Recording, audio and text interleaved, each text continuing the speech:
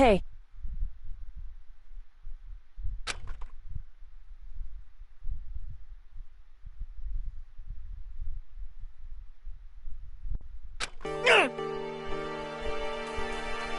Listen to me!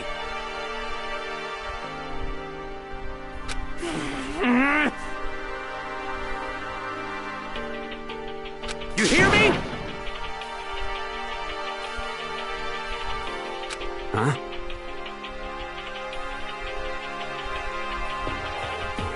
However... Stupid! What the...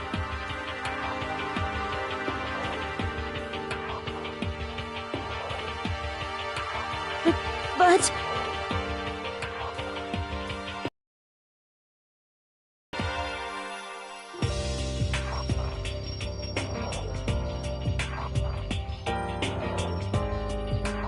This is fine.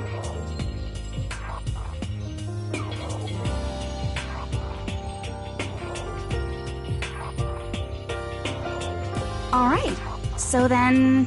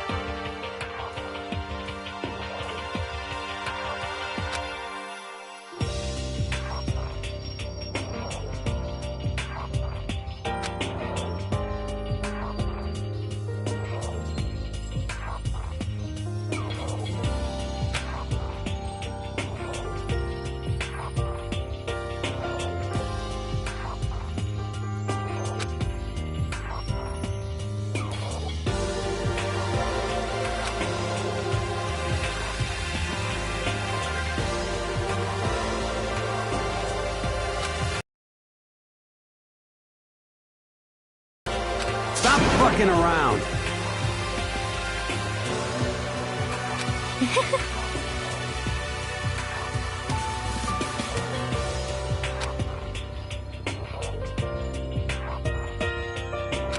However...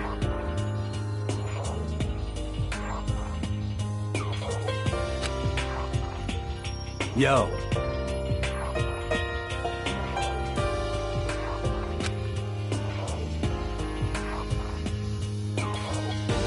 And... What? Piece of shit!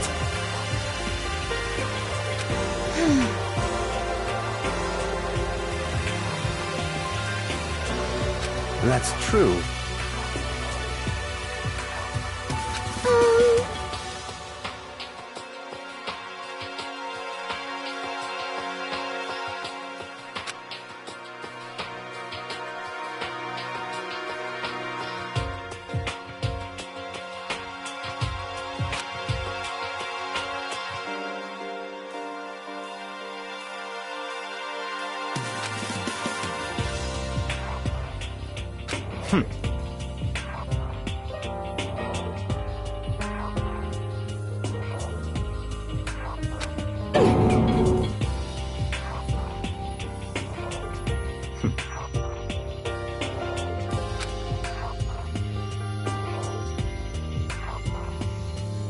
Such ignorance.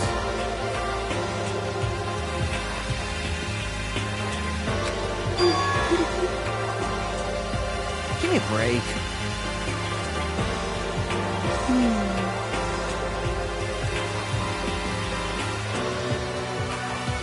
Okay. Stand! Let's do it!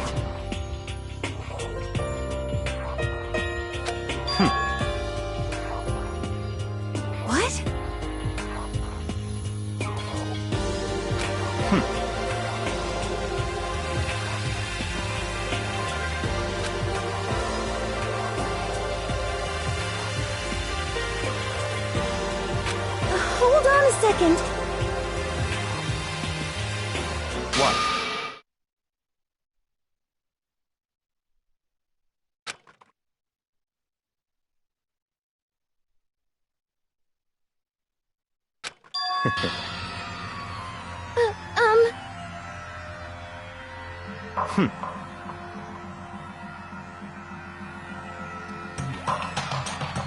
Just hold on.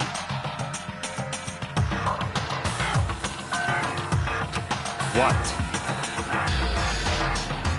What? Such ignorance.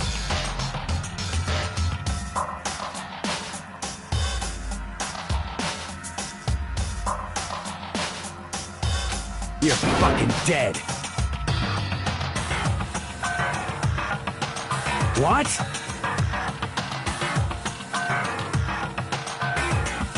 You want to throw down?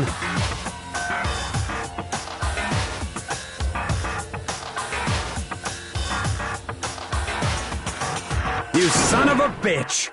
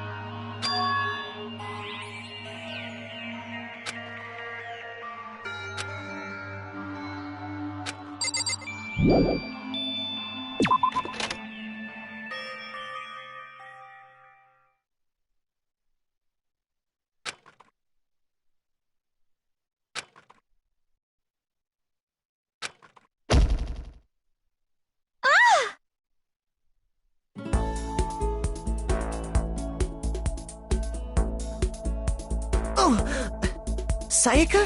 Sorry. Are you okay? I'm fine. I hope you're okay. Sorry about that.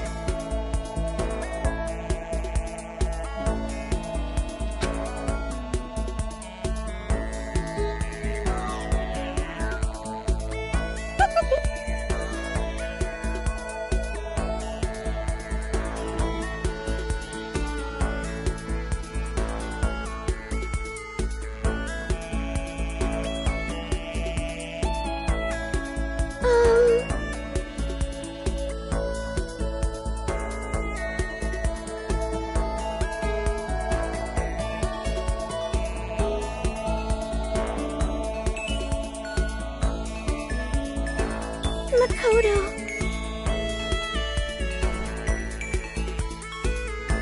That's good.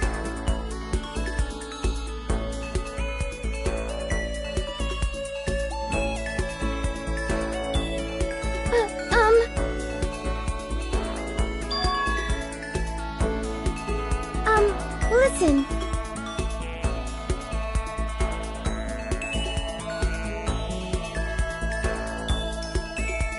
You see,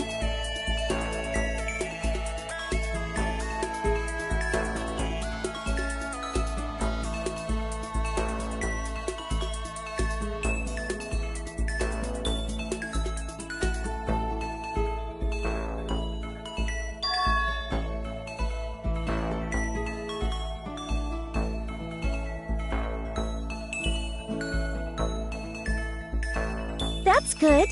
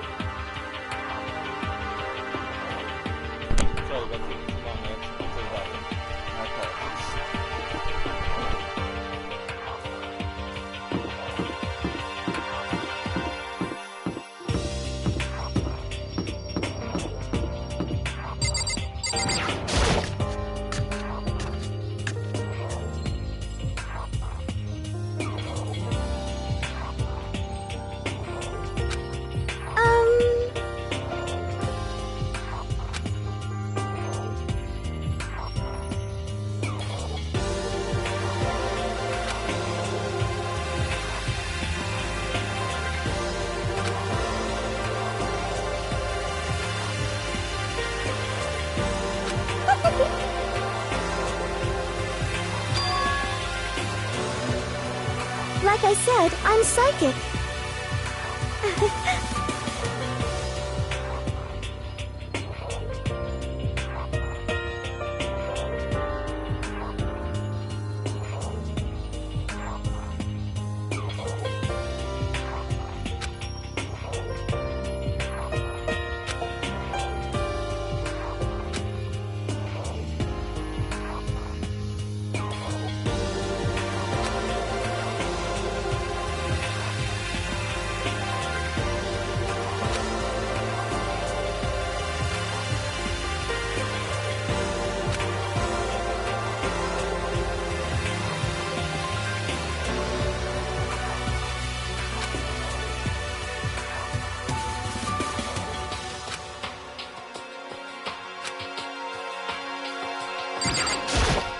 Hey,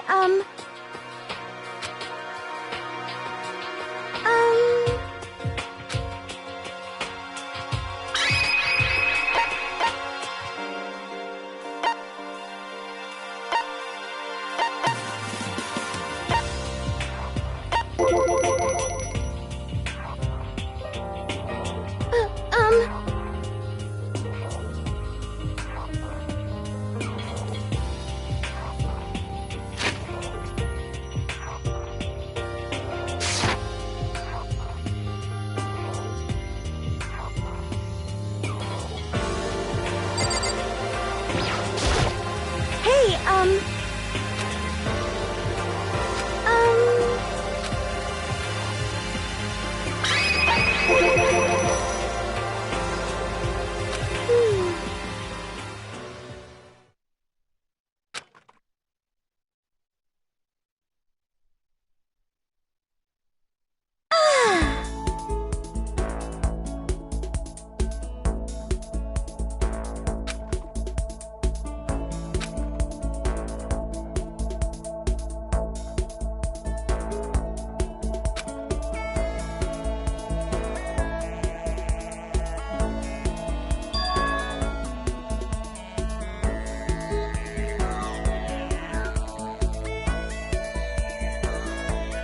hey,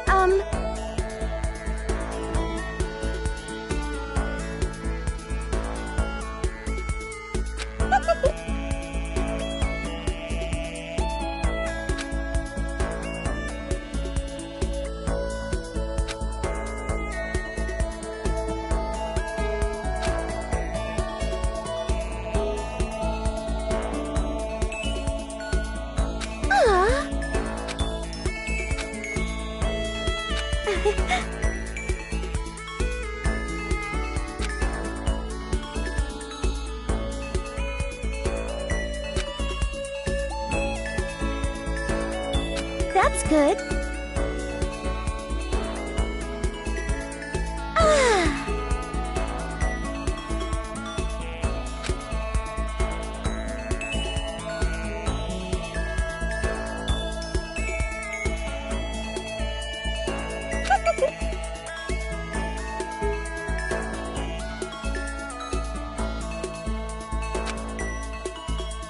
Okay.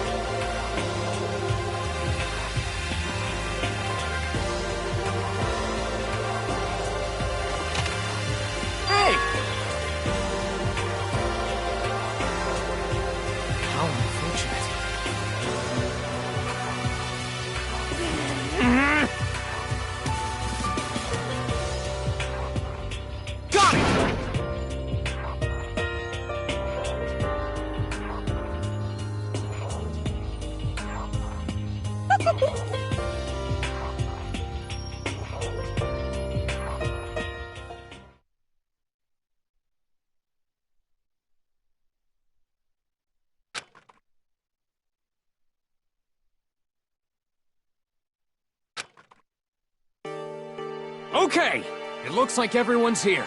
Time to start the meeting! Let's all go around and share what we found out during our respective investigations.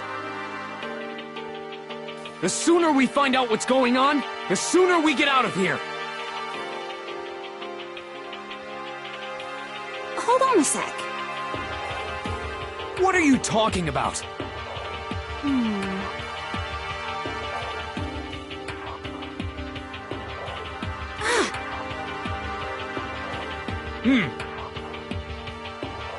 Aww.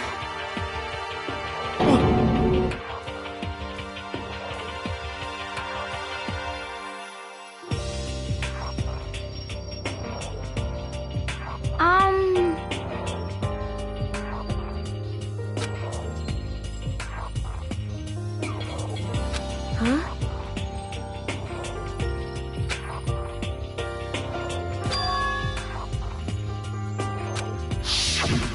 Yes, indeed.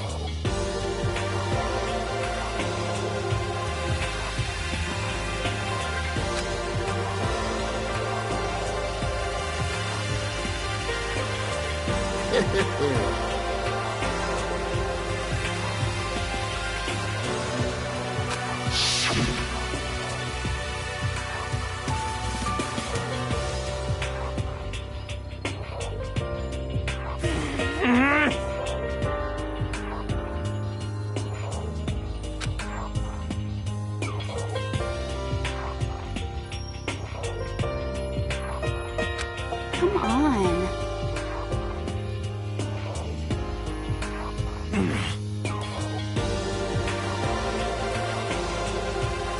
You hear me?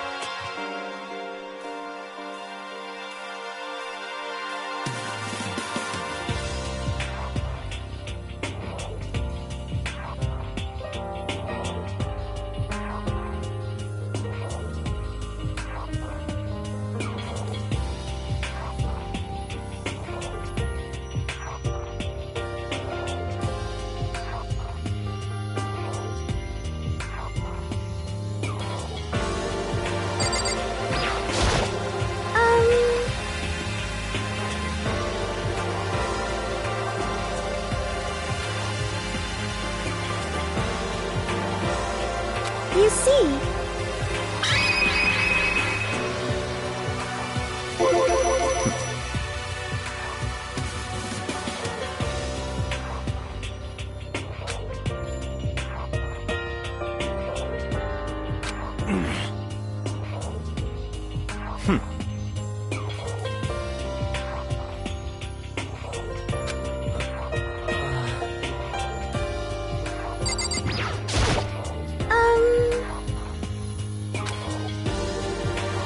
you see,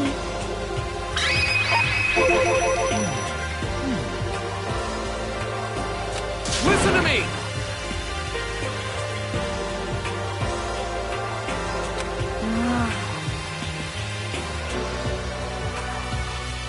yeah.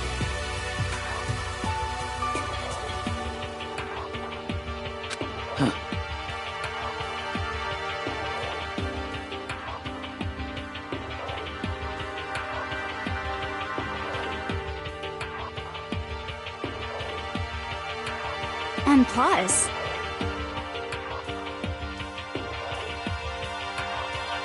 Um,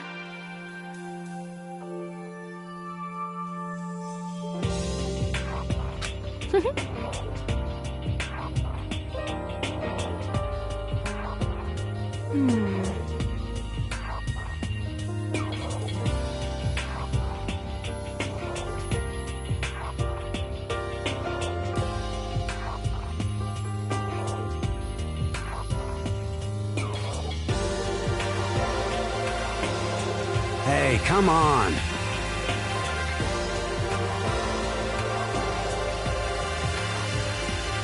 Quiet down and listen!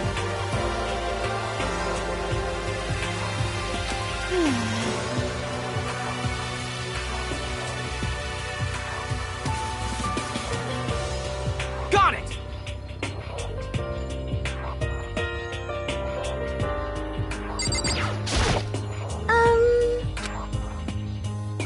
You see,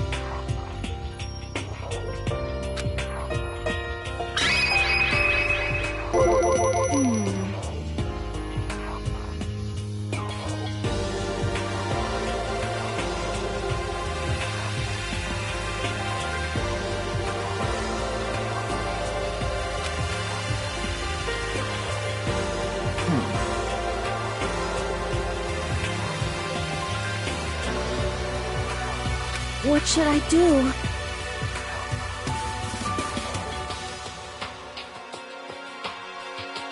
This is bad. Bad, bad, bad, bad, bad! Hey, come on.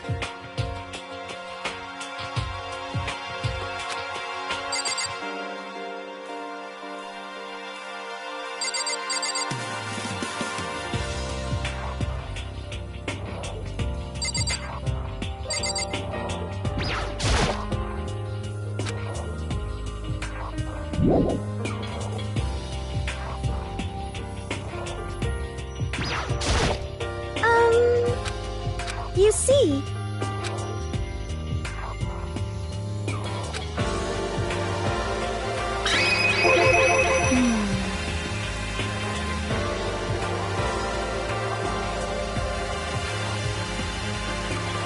sorry.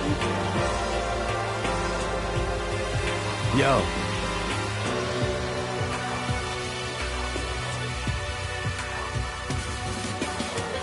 What? What?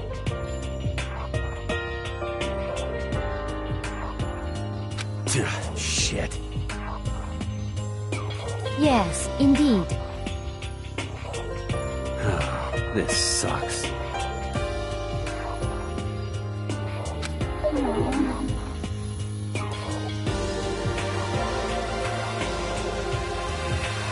So then.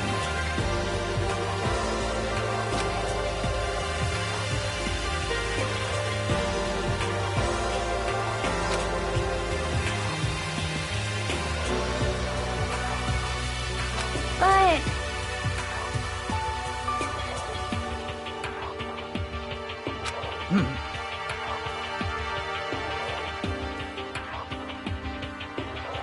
However...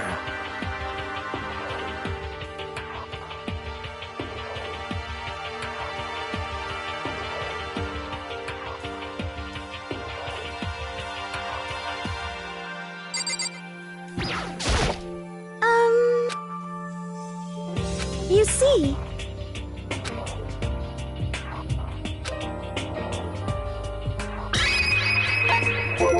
let's see.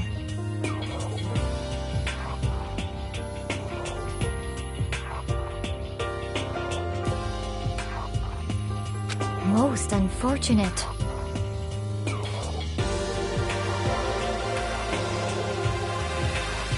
What the hell's wrong with you?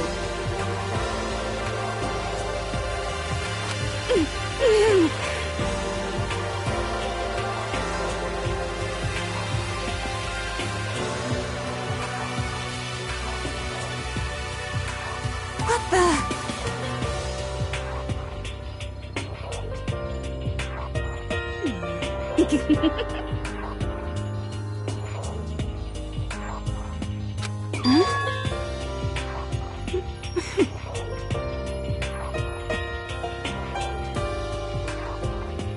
Are you for real?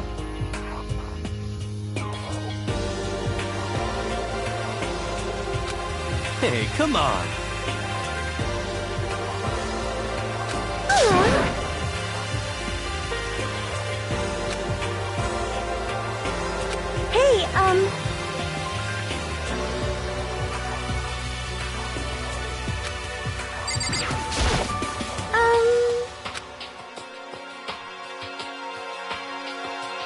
That's good. But...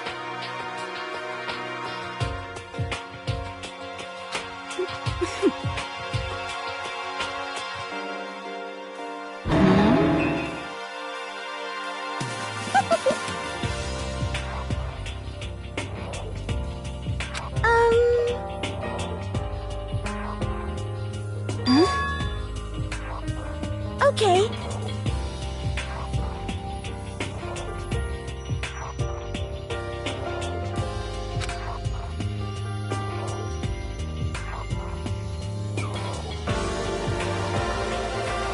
That's...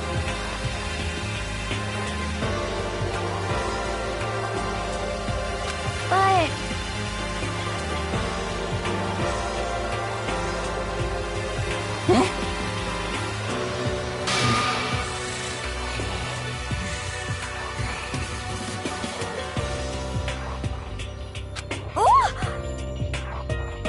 Hey, you bastard!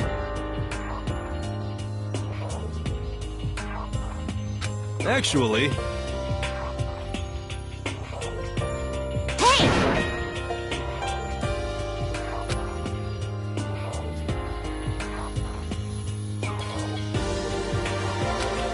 Shit.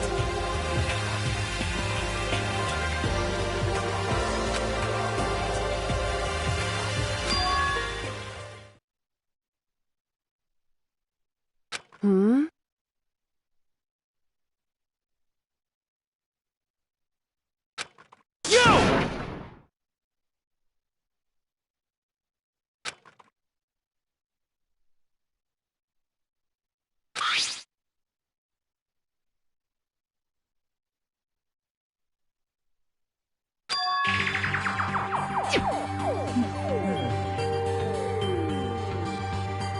Well... What the heck? But more important, It would seem...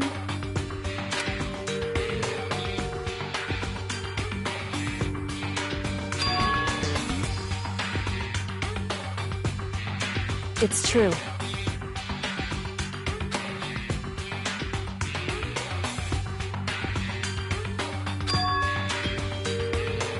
However...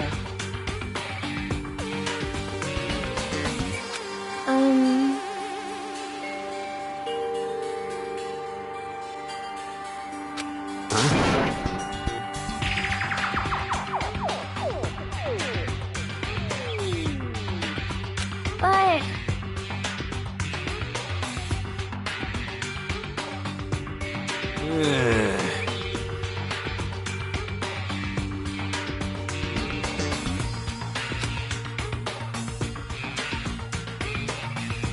yo!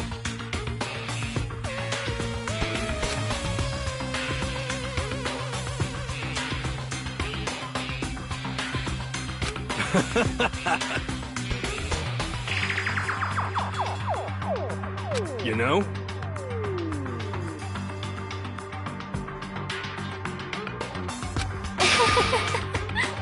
What's your problem?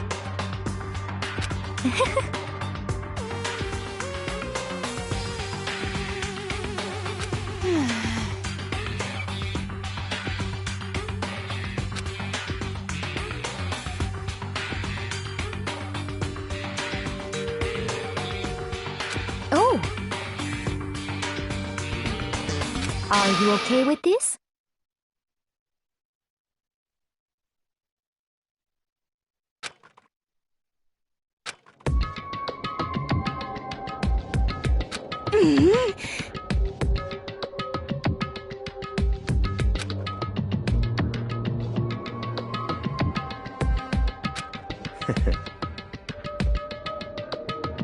Stop it!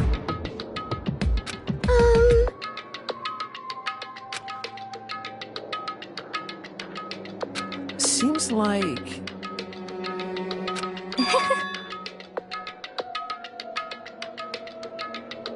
That's...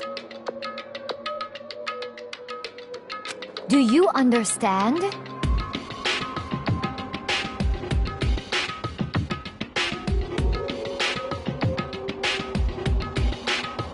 Actually,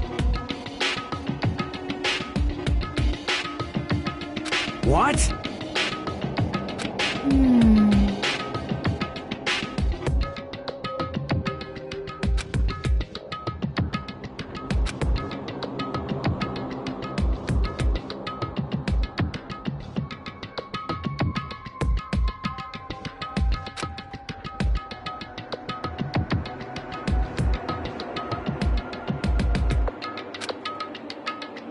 let's see.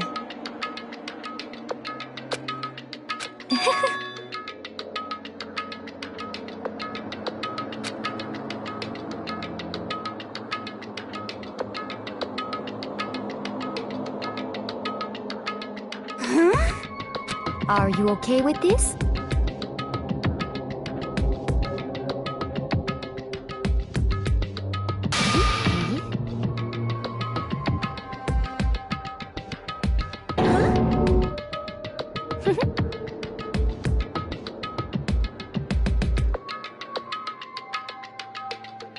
I see. Indeed. What can we do?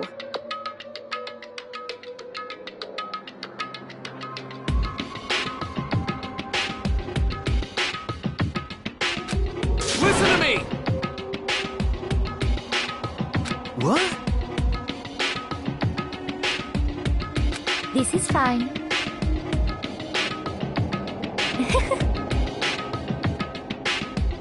Huh? Let's see. I hope you are well.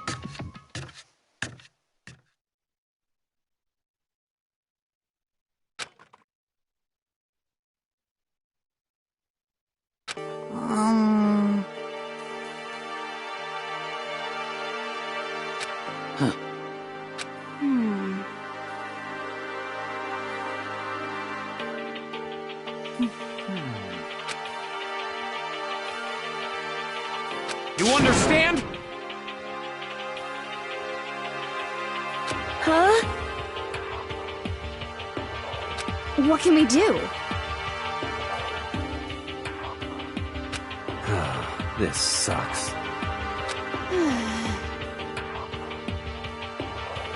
So in the end...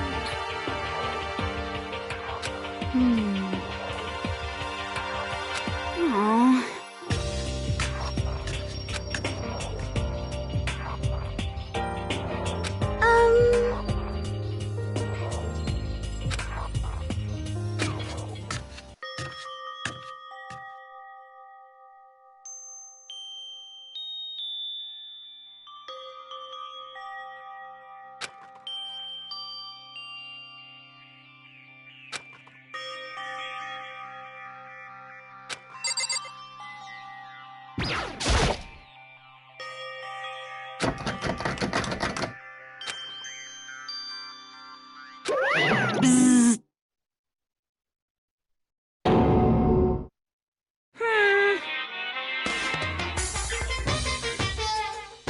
What?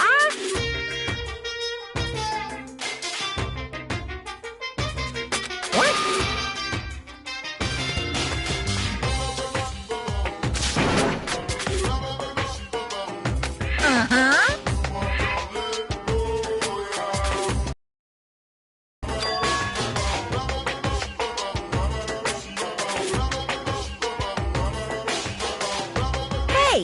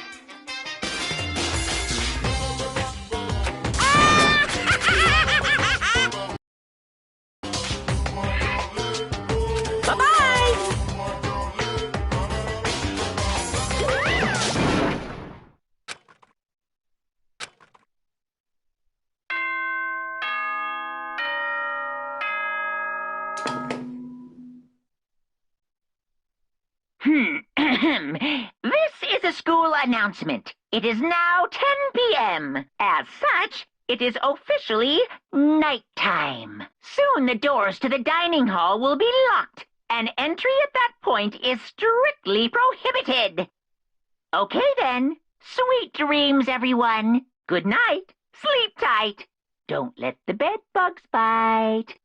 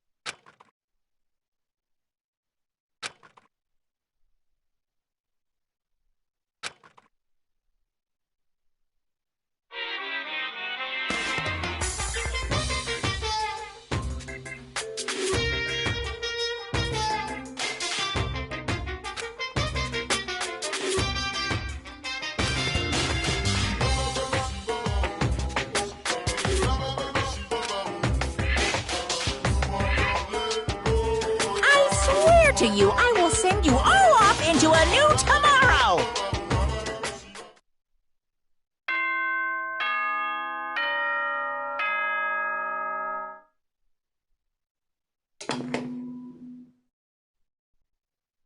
Good morning, everyone!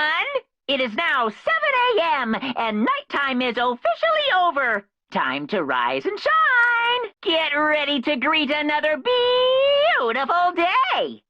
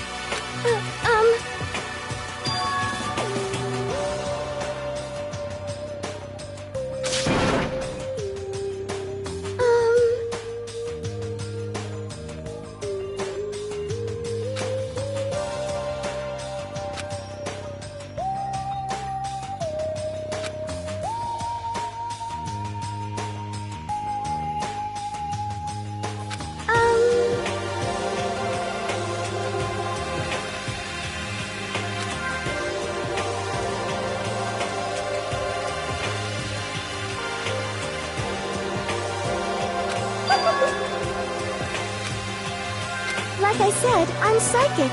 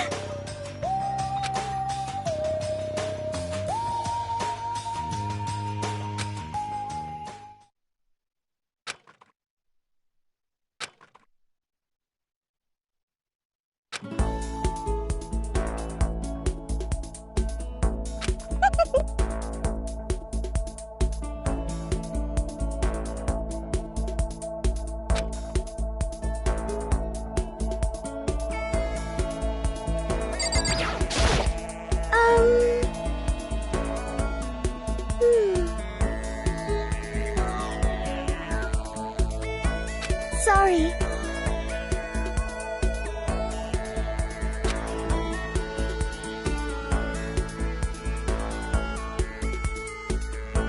Huh?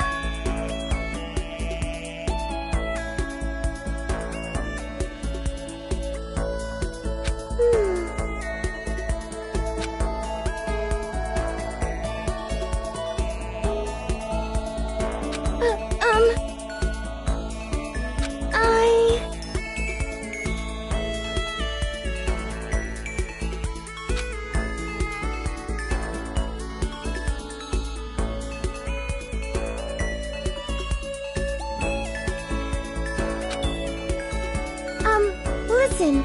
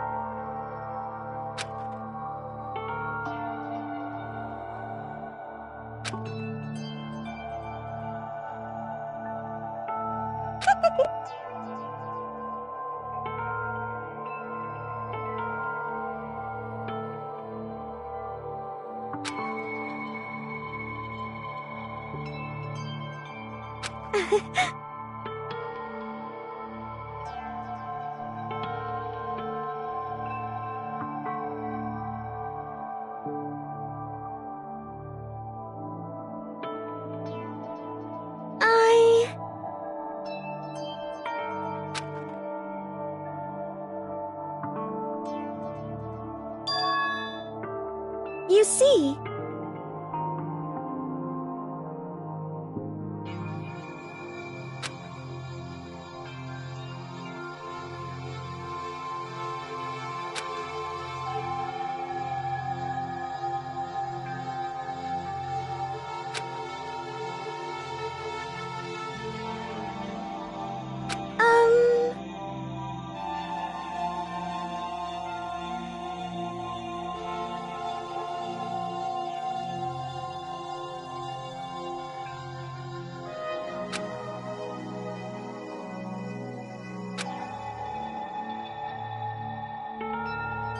oh no! But...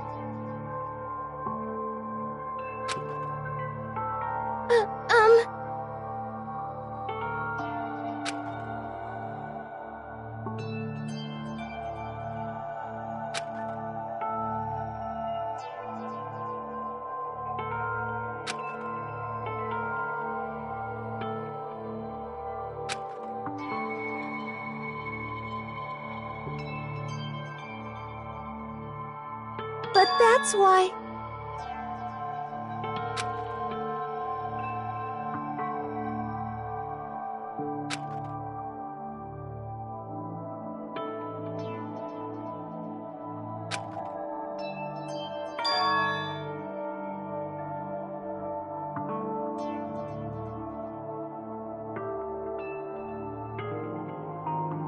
You see...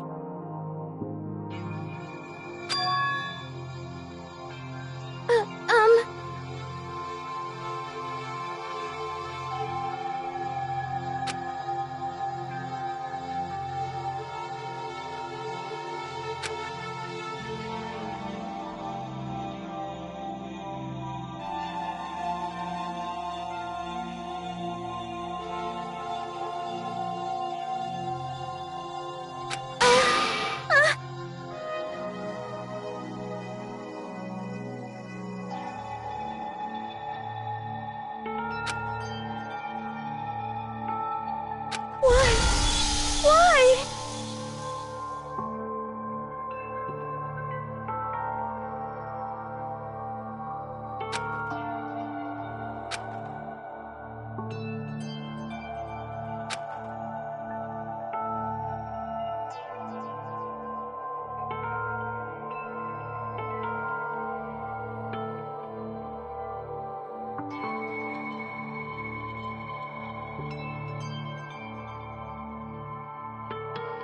Sorry.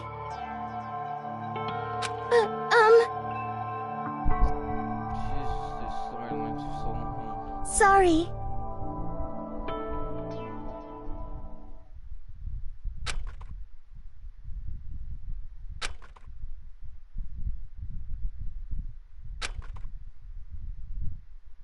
Okay.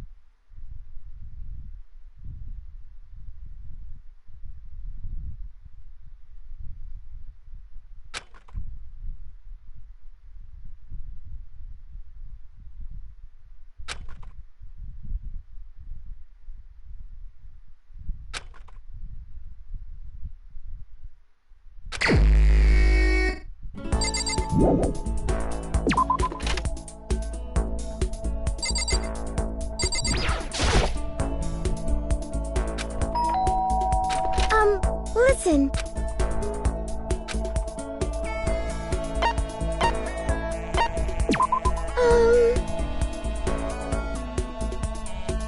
Sorry.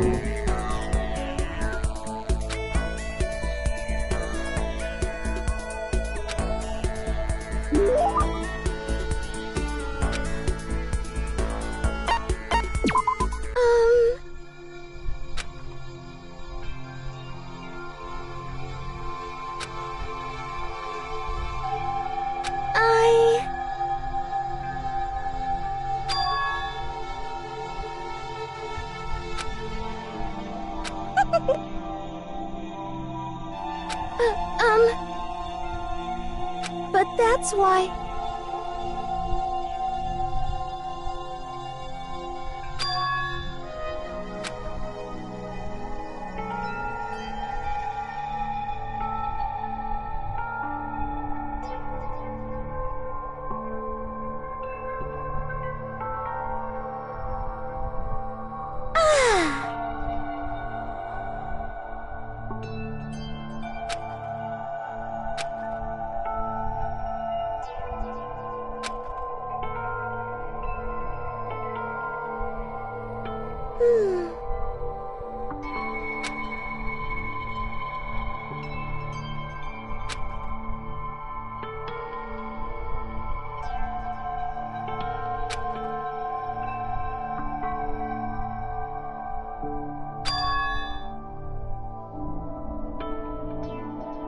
Hey,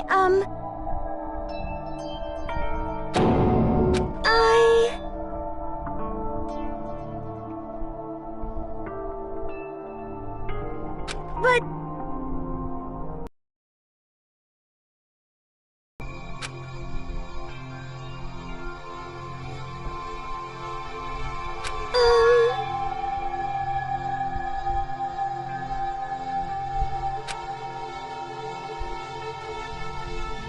Hey,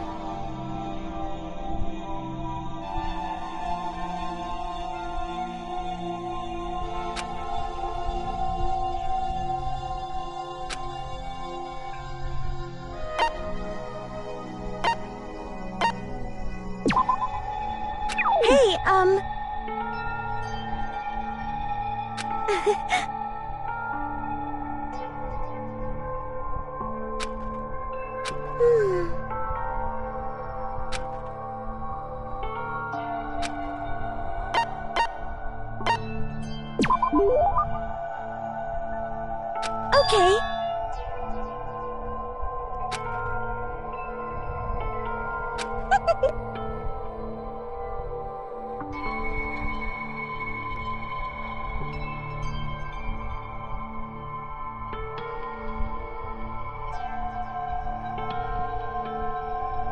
You see,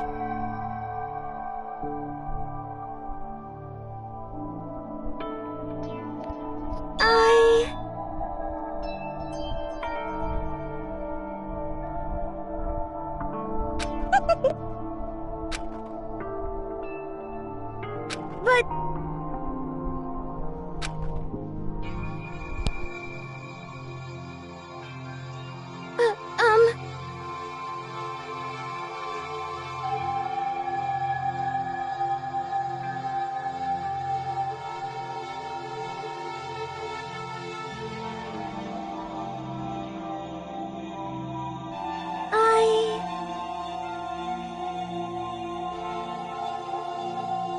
You see...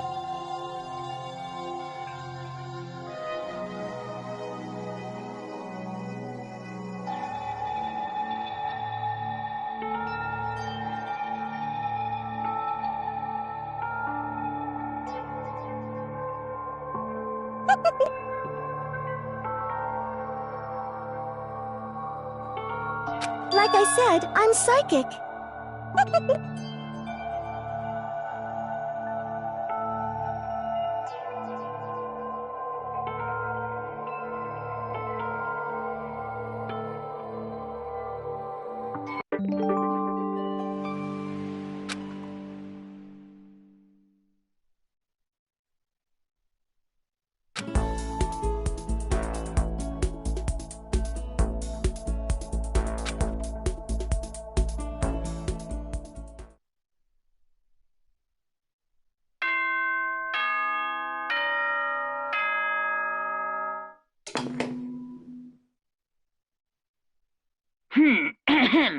This is a school announcement. It is now 10 p.m. As such, it is officially nighttime. Soon the doors to the dining hall will be locked, and entry at that point is strictly prohibited. Okay then. Sweet dreams, everyone. Good night. Sleep tight. Don't let the bed bugs bite.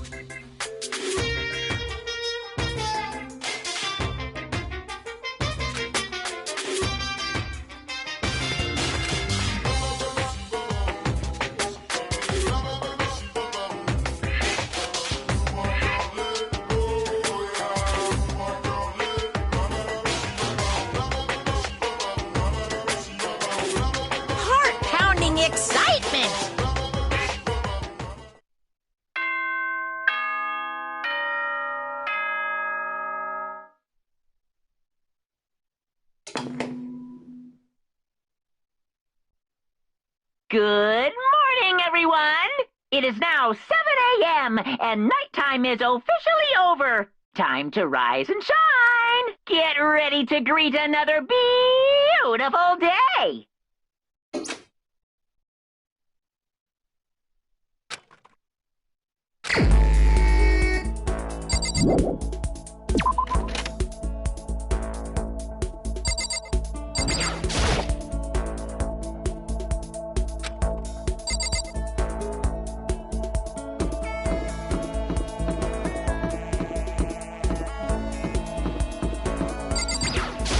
Hey, you bastard!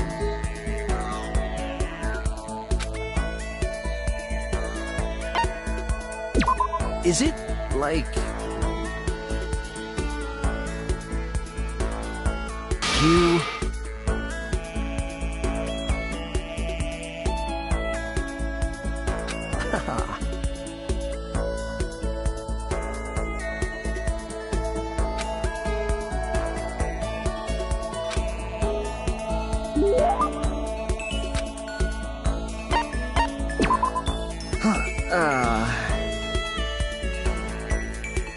Hey, you bastard!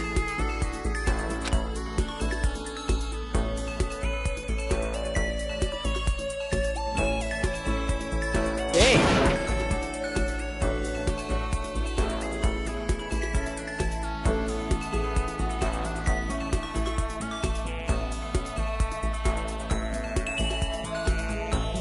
You...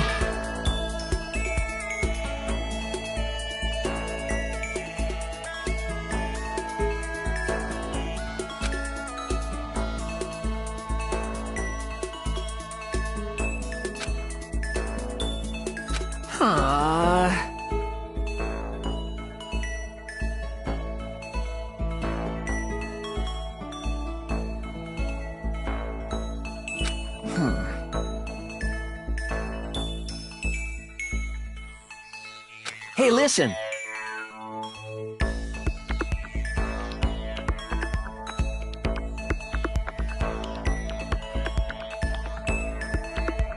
Oh, yeah?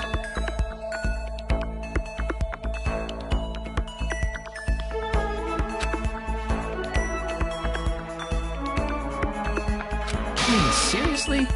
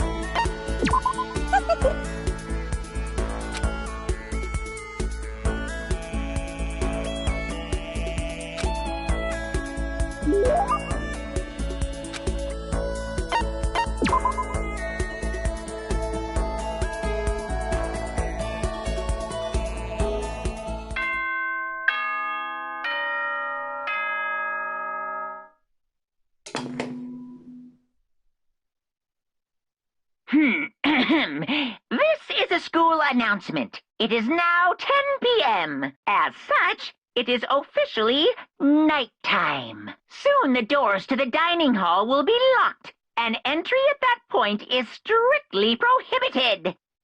Okay then. Sweet dreams, everyone. Good night. Sleep tight. Don't let the bed bugs bite.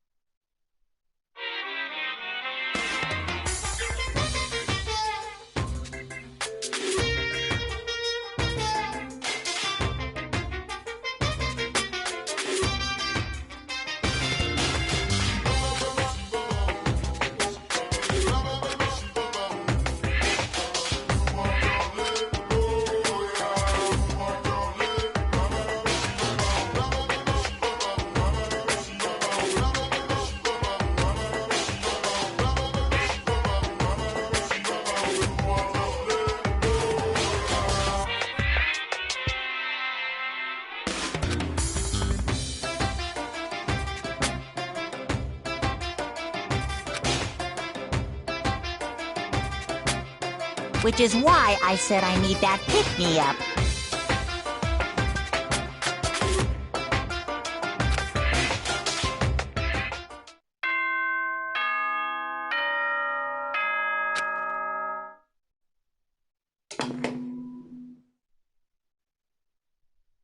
Good morning, everyone! It is now 7 a.m., and nighttime is officially over. Time to rise and shine! Get ready to greet another beautiful day!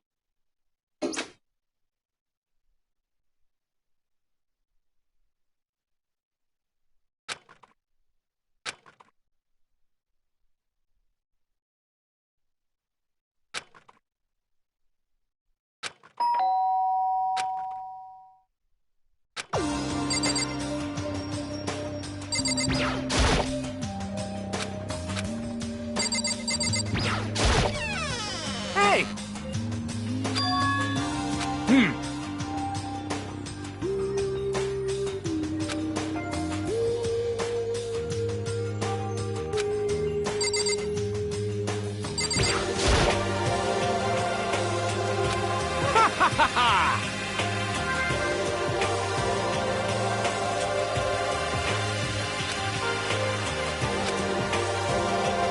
Without a doubt.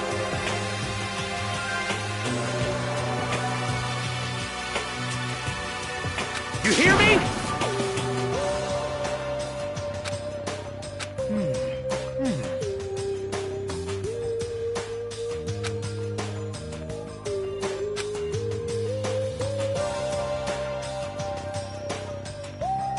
Quiet down and listen! Got it!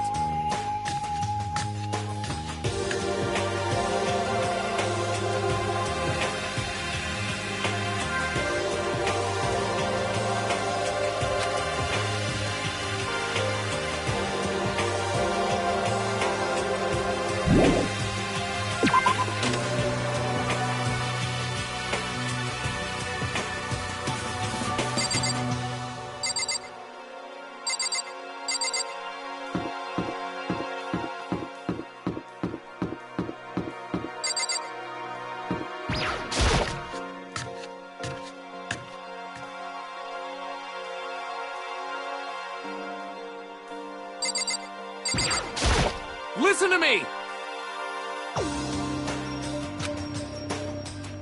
Quiet down and listen!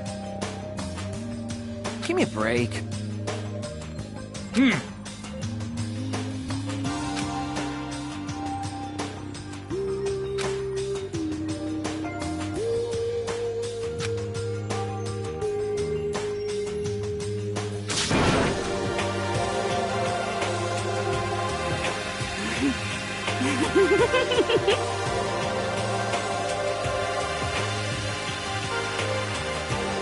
I mean, seriously?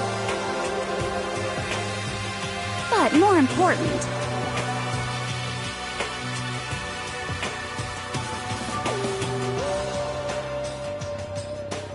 seriously? Hey!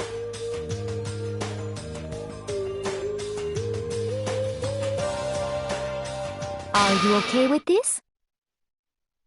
Huh? Do you understand?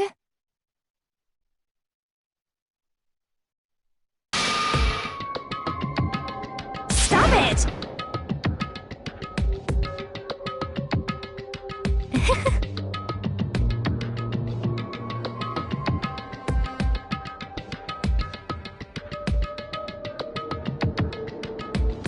What the hell is this?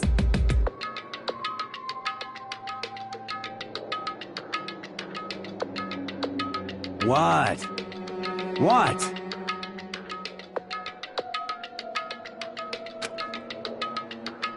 Piece of shit!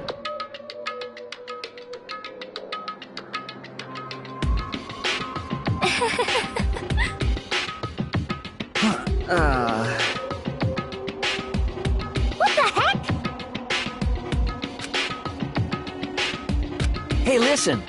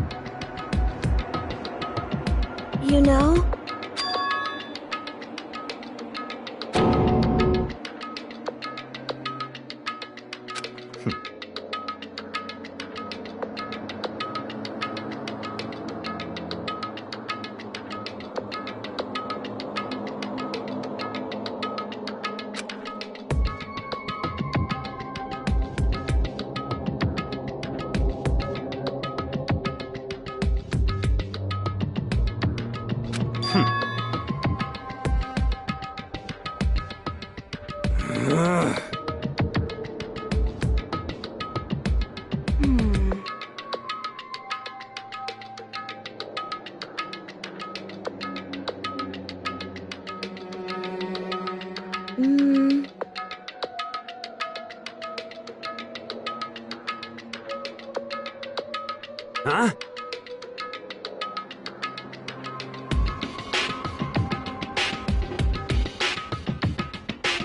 But...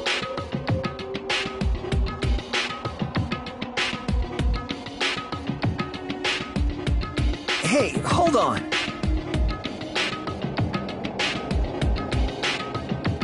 Yeah!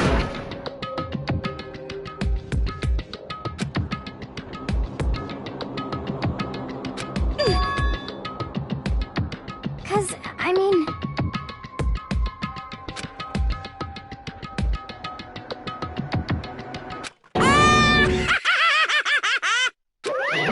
What's this? Bastard! You guys?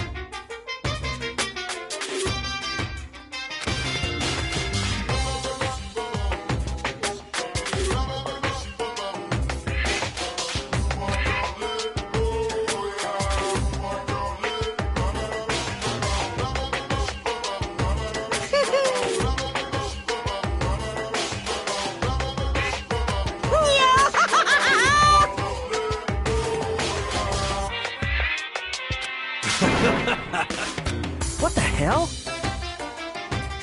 You know?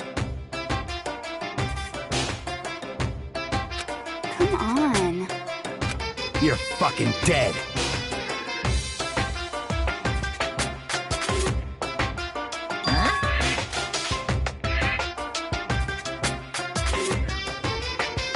Hey, come on.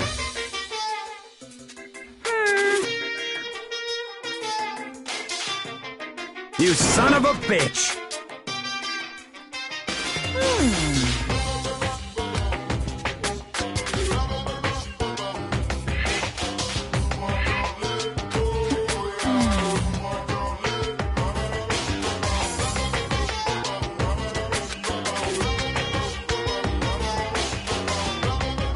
I got it! In other words...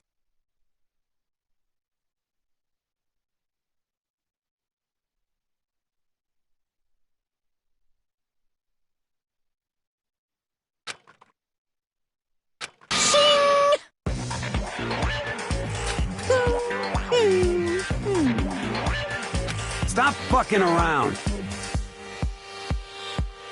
Hey, You son of a bitch!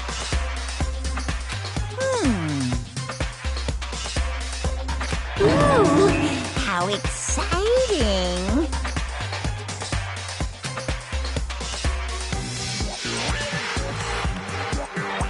Hello.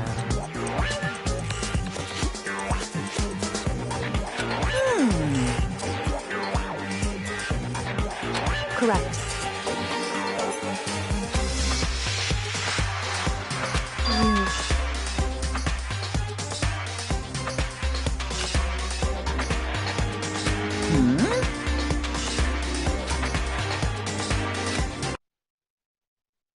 Just there.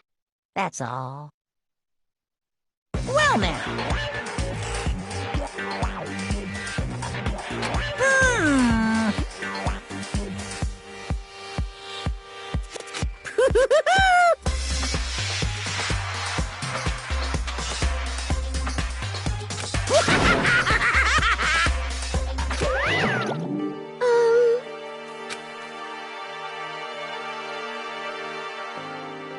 Is that right?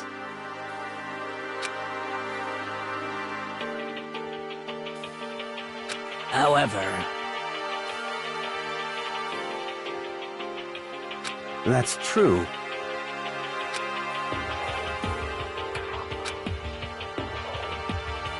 Hell yeah!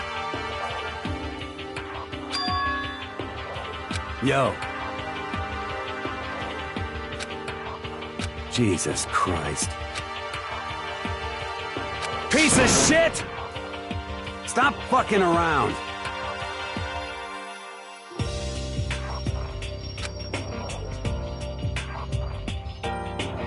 Hell yeah. Hey,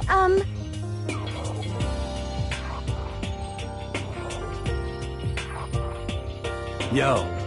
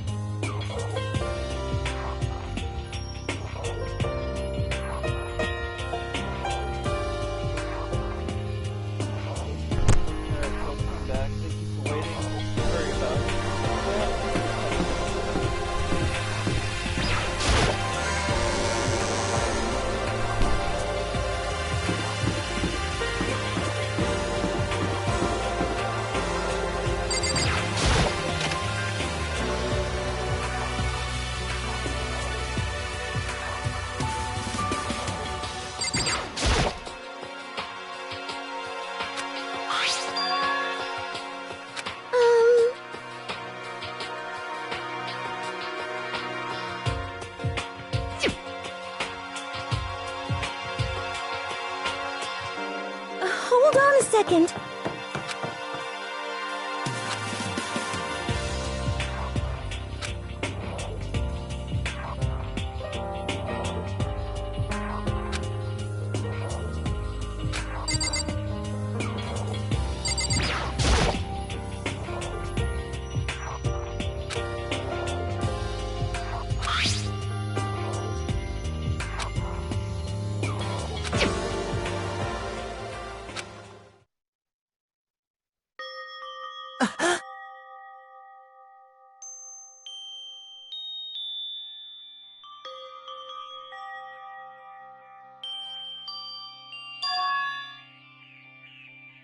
You getting picked to attend Hope's Peak Academy is like a dream come true. Make sure you do your best. I'm so proud of you, son. But remember, don't push yourself too hard. Are you really watching us, Makoto? Good luck, okay?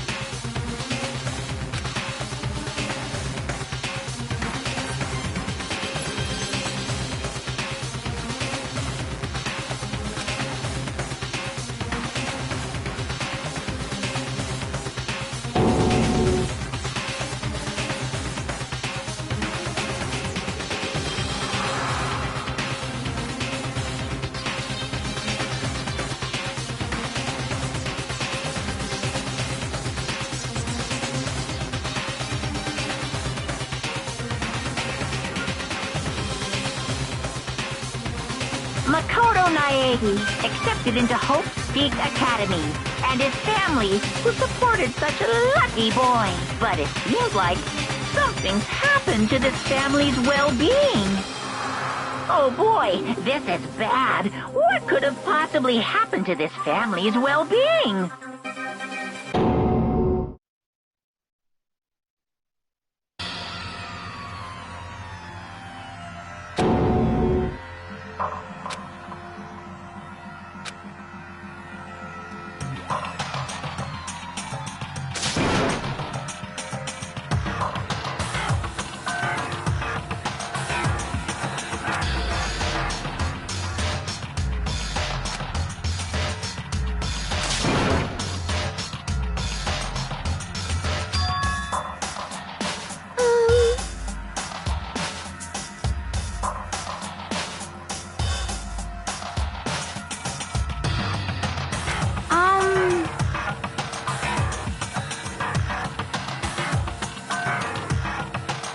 Is it, like... What does this mean?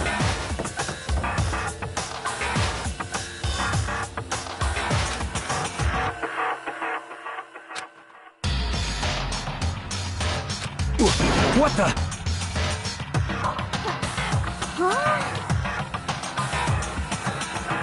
Hey, hold on!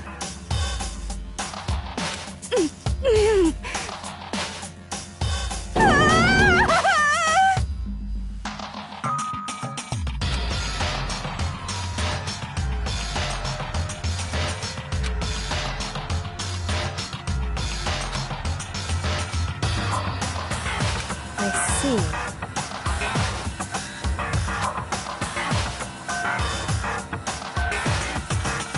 Yes, indeed.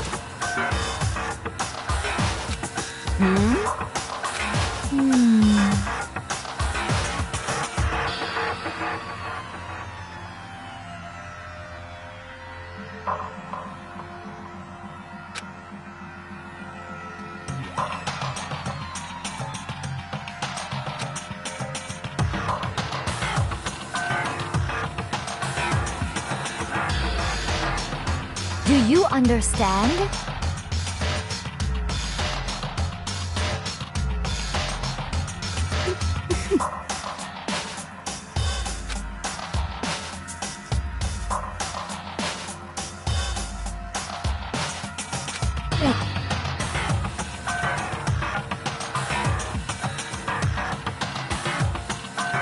Huh?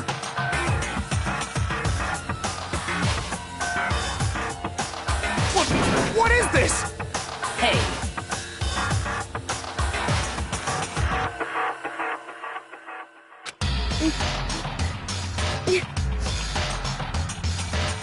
So then,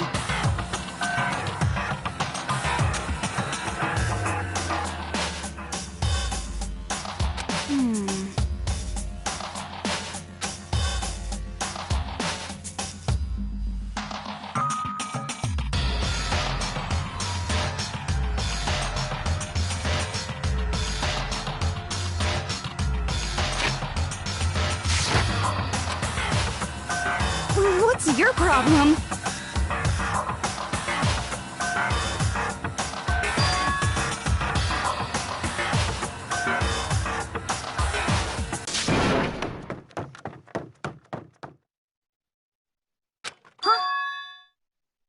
That's enough.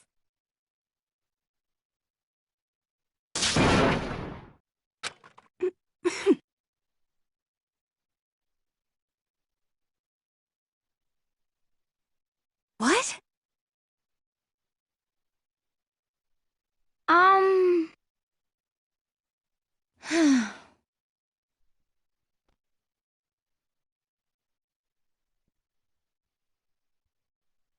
I hope you are well.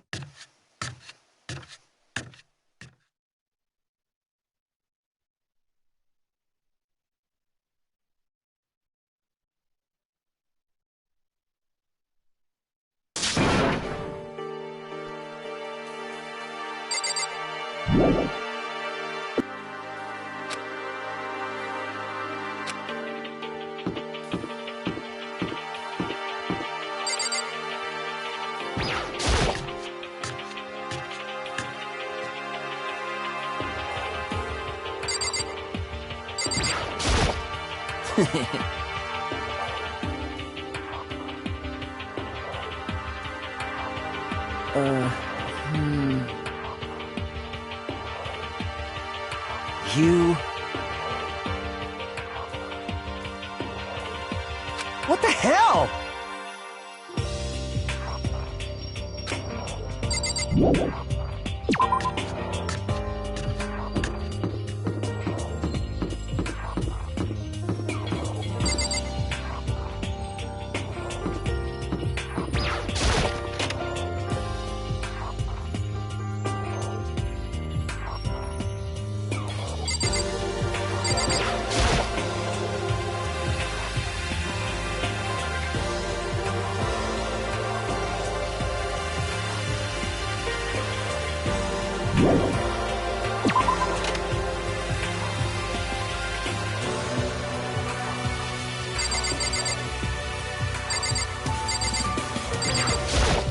But more important.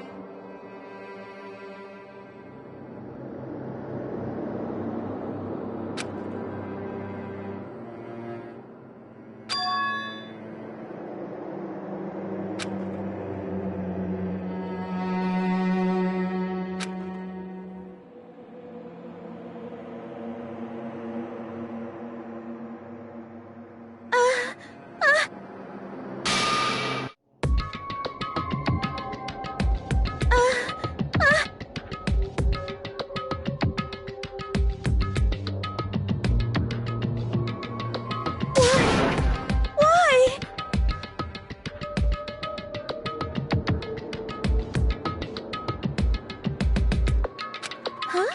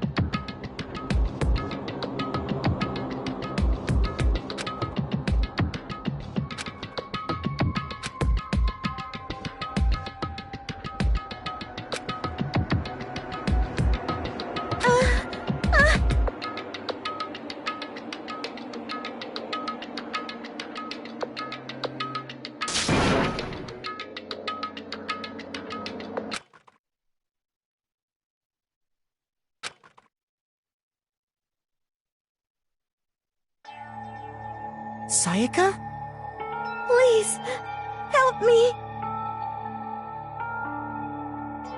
Why? Why is this happening to me? To kill or be killed? I just can't take this anymore. Sayaka.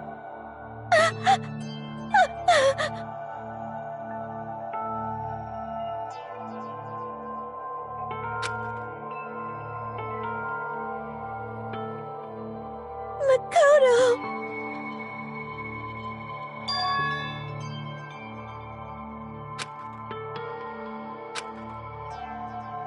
Makoto! No matter what happens, please always be there for me. I need you on my side.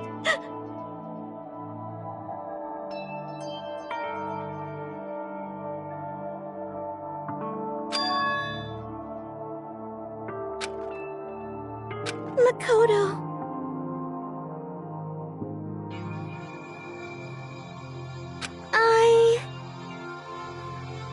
Because I'm your assistant.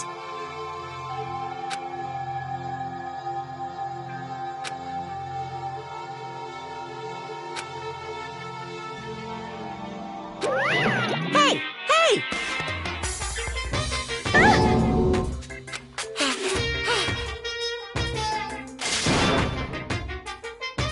Come on!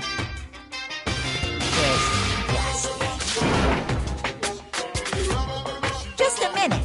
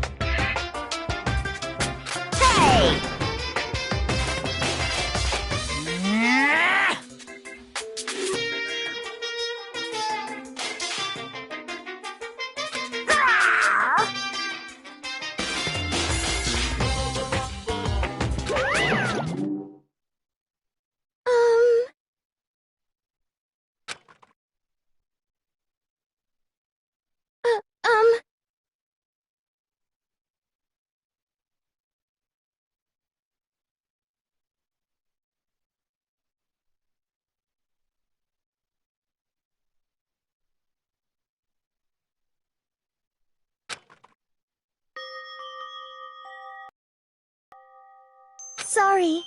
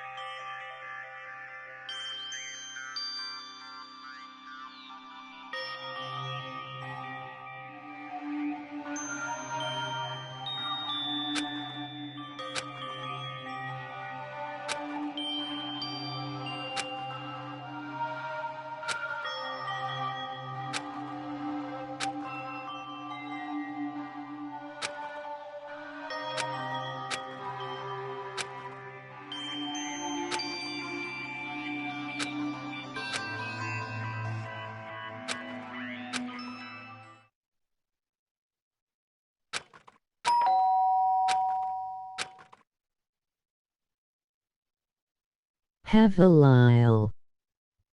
I have no idea what this is. This game is known as Danganronpa Trigger Happy Havoc. It's a murder mystery game that was made, I don't know, like several years ago. It's pretty fun.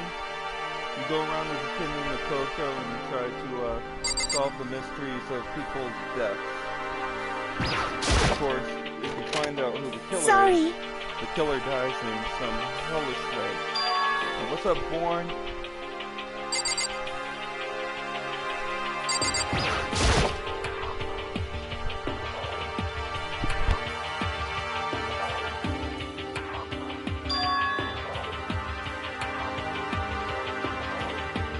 It was so strange.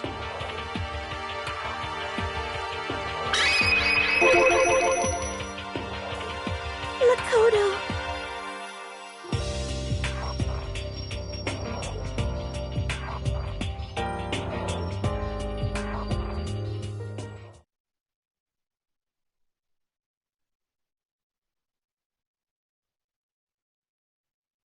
I was so scared. Danganronpa.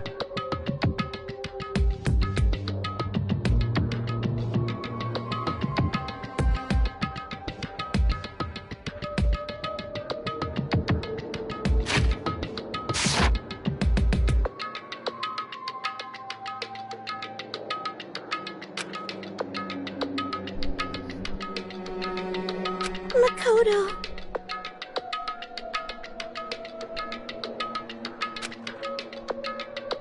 Okay.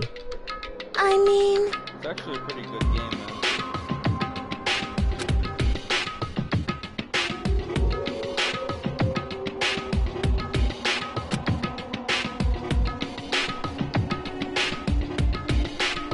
But... Inflationaverse, too slow replies have to start all over. I refuse to stream without my character unlocking, skipping the rest. I could have been got it, but porn held me back a little bit, lol.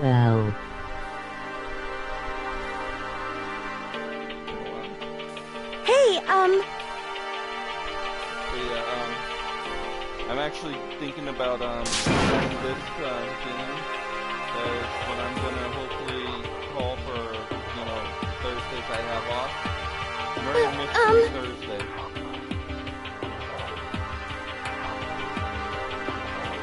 And yeah, well, technically it is Thursday right now, so I'm right on schedule.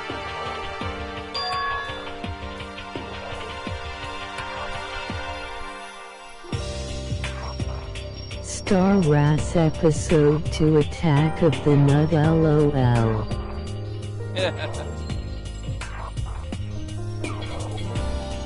Actually, I think Monokuma wanted the nut. If you don't know who Monokuma is, well, and I'm guessing you don't at this point, they're about to pop up.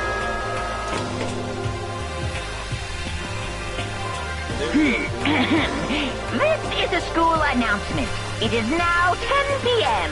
As such, it is officially nighttime. Soon the doors to the dining hall will be locked, and entry at that point is strictly prohibited. Okay then. Sweet dreams, everyone. Good night. Sleep tight. Don't let the bed bugs bite.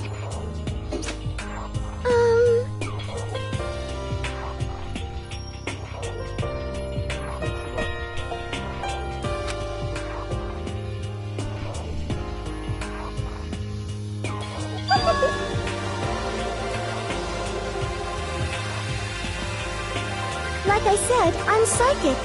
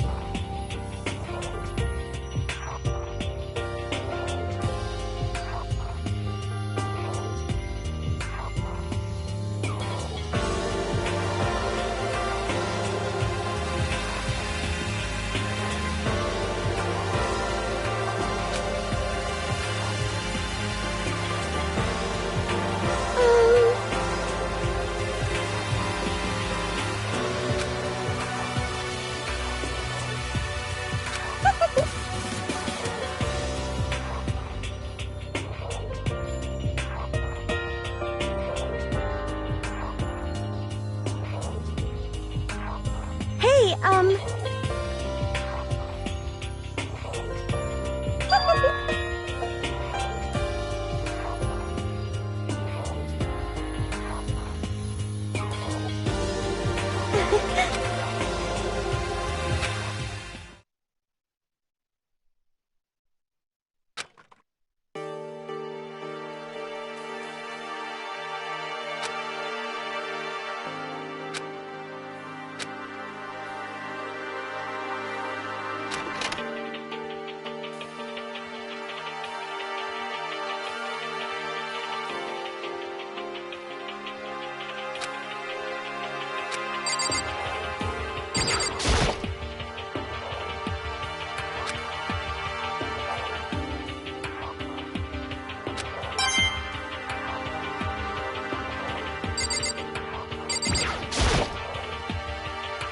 You was better off getting Xenoverse 2.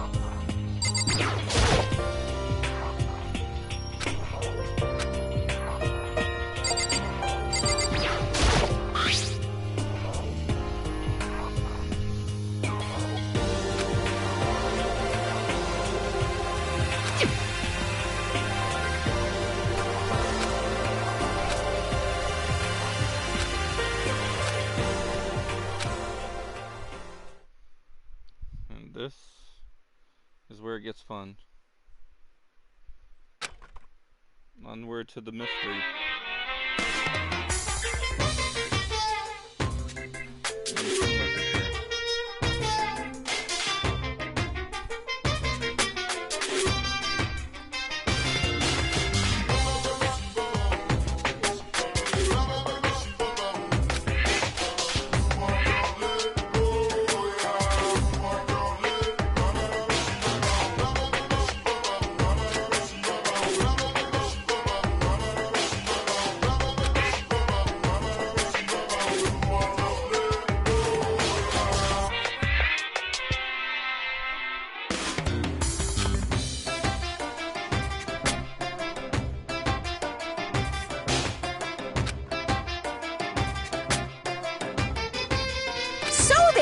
Let's everyone do our best to follow these new guidelines and live happily ever after together! Yeah, he doesn't actually mean to live happily ever after. He wants everyone to kill each other.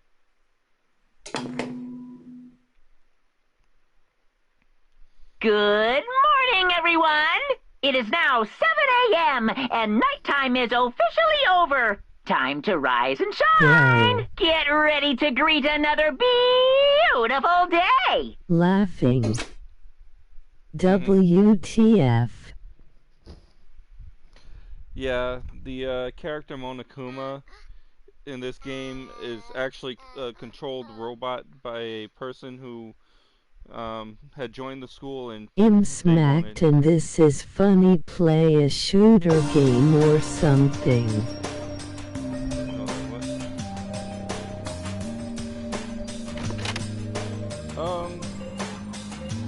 I just wanted to do a murder mystery type thing.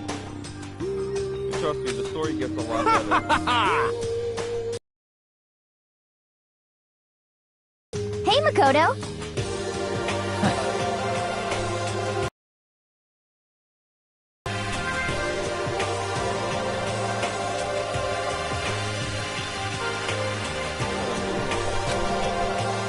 Yo, Sorry. Ah, well, hello.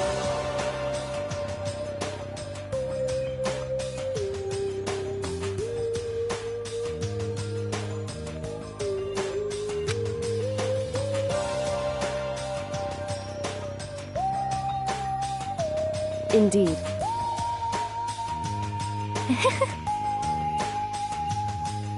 My bad, my bad. What's your problem? Yo!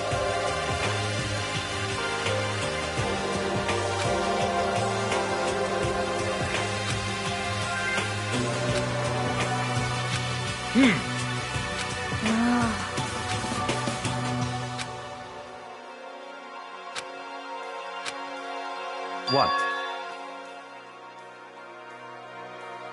Yo.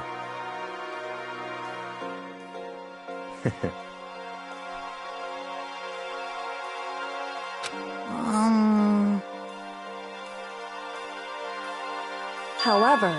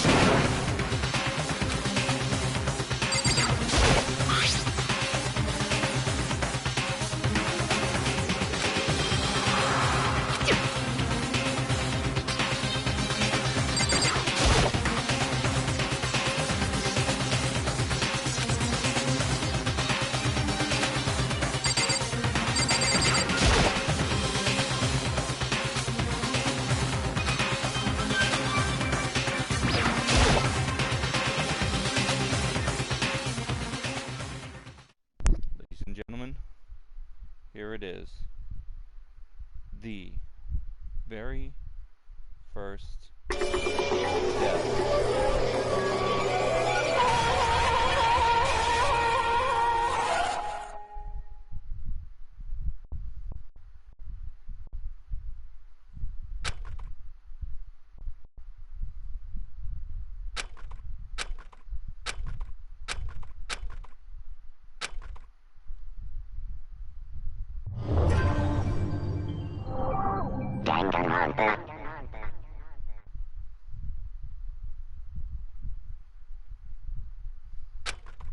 And now, it's time for the investigation.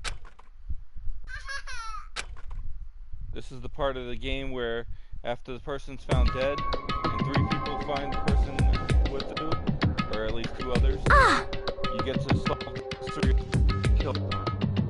And if you guess wrong, the person is the person who walked scot-free while everybody died. And if you get it right, that person dies in a horrible way. And trust and believe, it does get pretty horrible the way Bro, I can't lie. This game is a no for me, buddy. Support my homie. Thanks, man. Sorry. Hold on, give me a sec.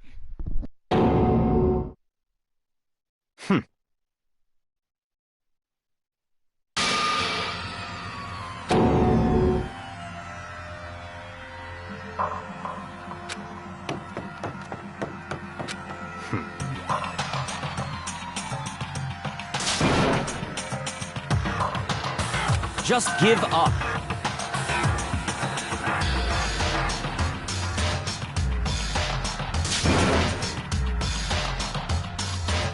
What? What?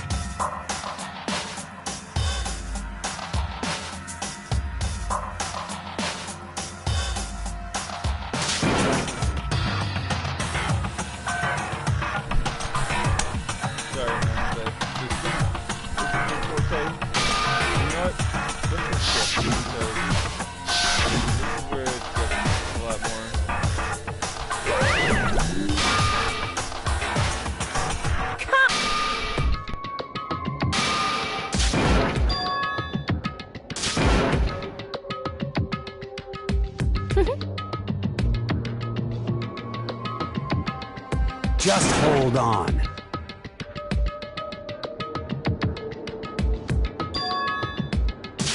What? Hey! Now then. Alright, here we go. In other words,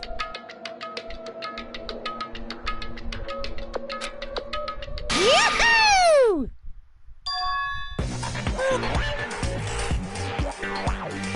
During the trial, you'll have to present your arguments about who you think the Blackened is.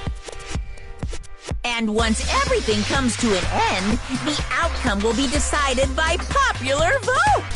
If the answer you've arrived at is correct, only the one that disturbed your peace will be punished. The rest may continue their communal life.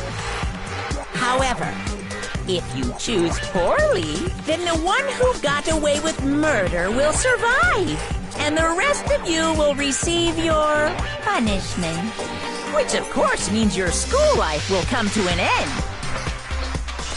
As far as class trial rules go, that's all there is to it. Well...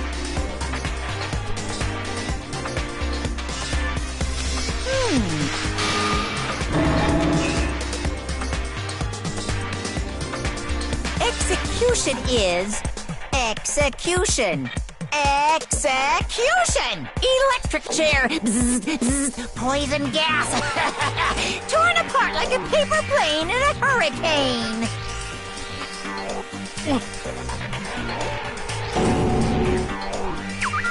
Hey!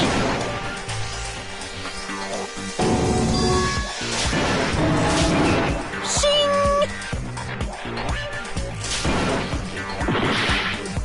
Are you enjoying yourself now? Are you? Huh? Violence against Headmaster Monokuma is not allowed! You violated a school regulation! I invoke the mighty summon spell! Help! To me, godly spear, Gungnir!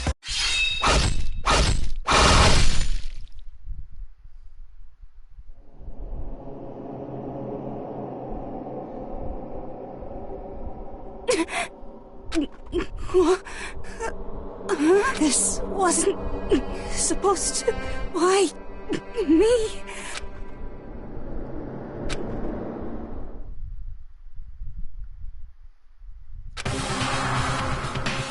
No way!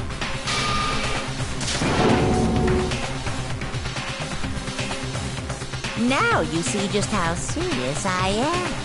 Defy me and you get shot full of holes, exploded, buried alive, disintegrated, etc. So, if you don't want that to happen to you, you'd best obey those school regulations.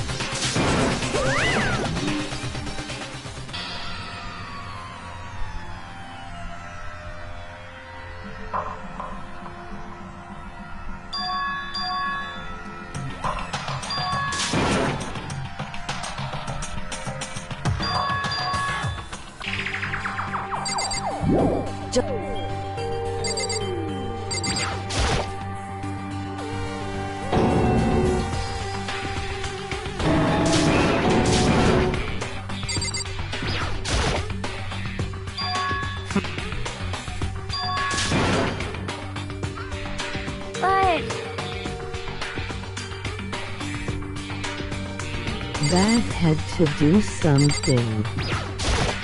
Huh? Hold on, bud. Don't fuck with me. Yeah, this thing kind of heads south pretty quickly every now and then. Let me out of here!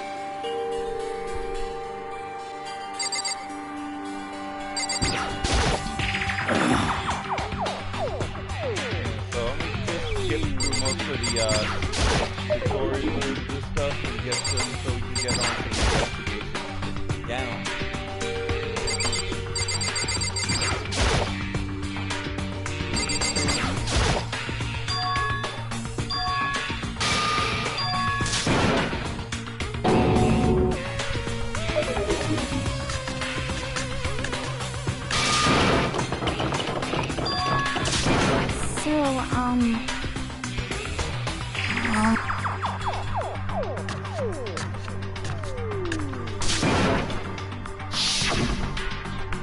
Execution is execution. Execution! Yes. As you can see.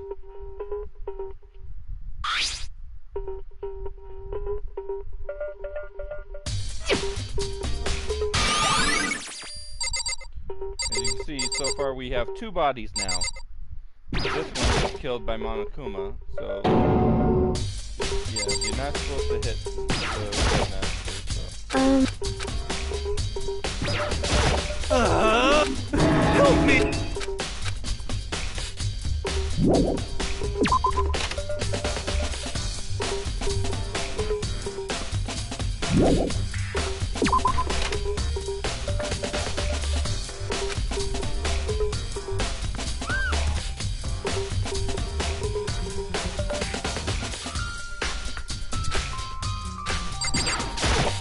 By the way,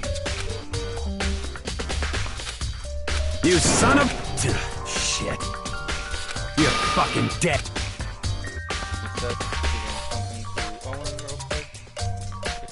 Yo.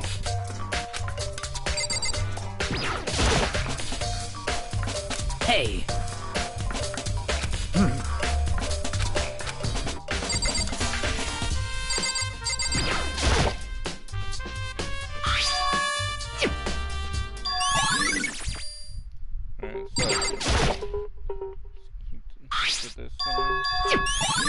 Got some evidence real quick.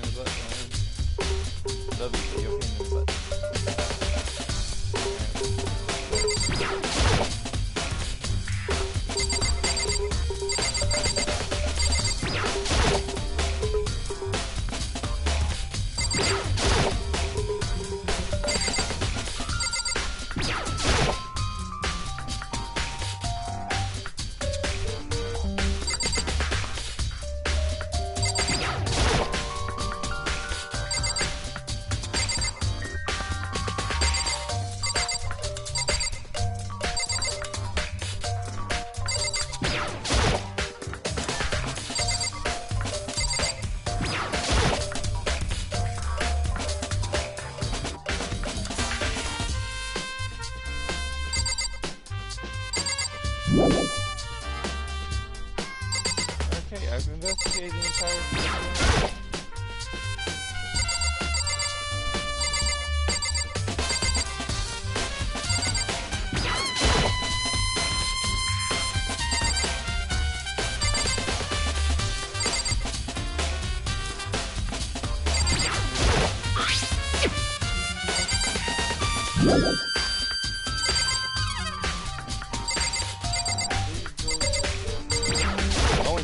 Sit down.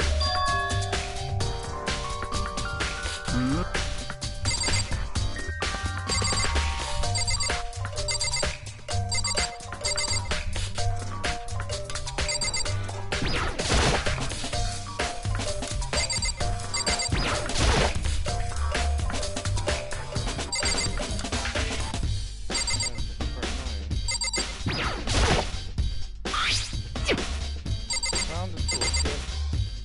Let's check the bed. Let's check the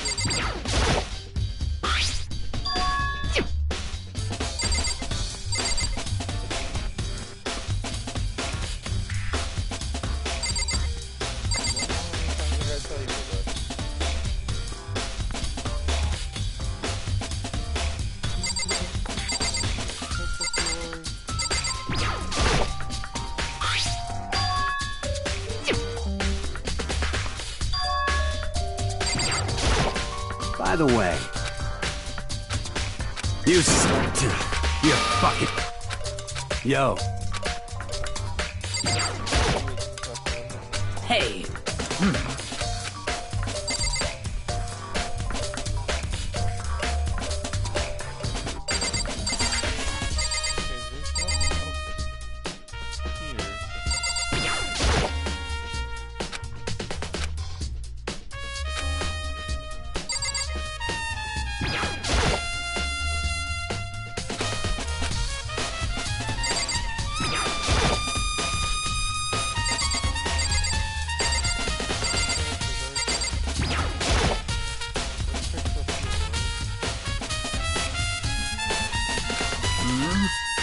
Well. Oh, goddammit, I didn't mean to do that.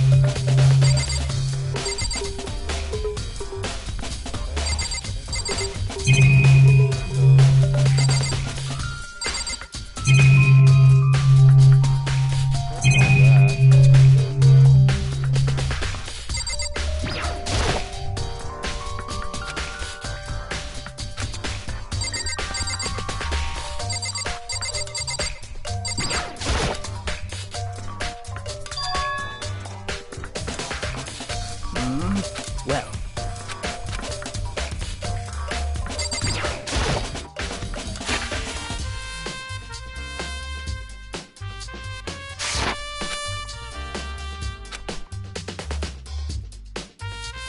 What are you doing?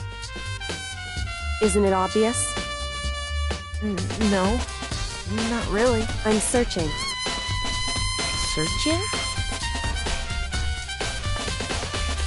Did you lose a contact or something?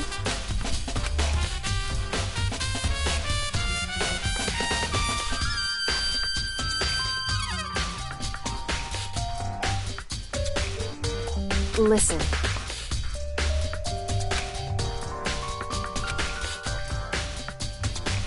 I see. Hey. There we go, that's what I was looking for. So...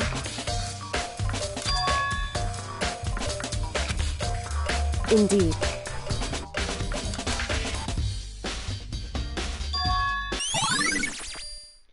There we go, that's what I needed. Now I can get out of here. Jesus Christ.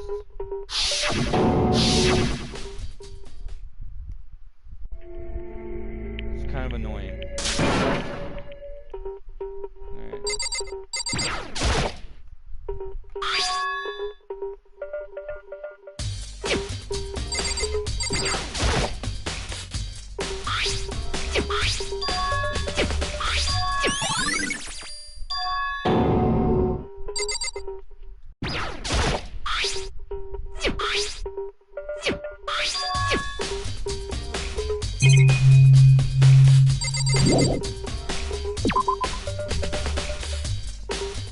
It would... Right. So...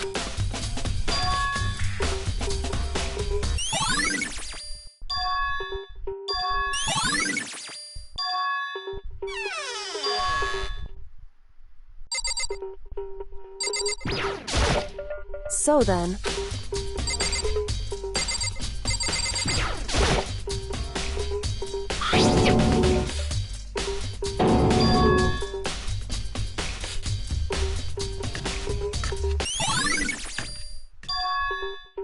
Alright, so far I've gotten all the evidence I need for this room.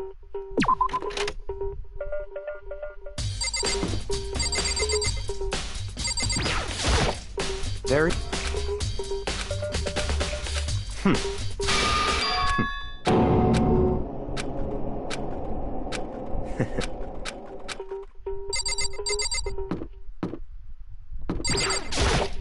Seems like...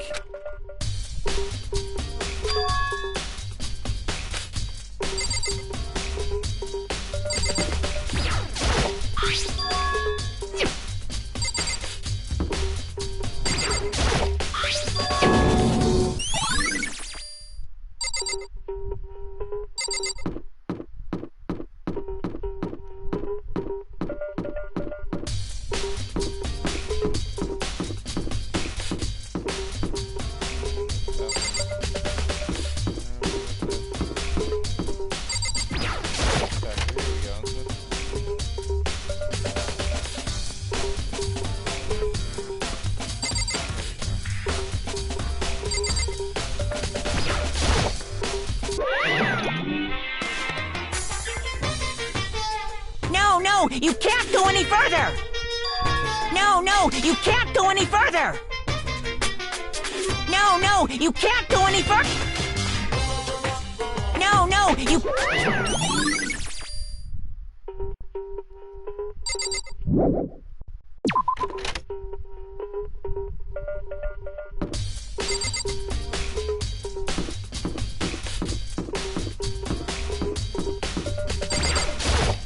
Seems like...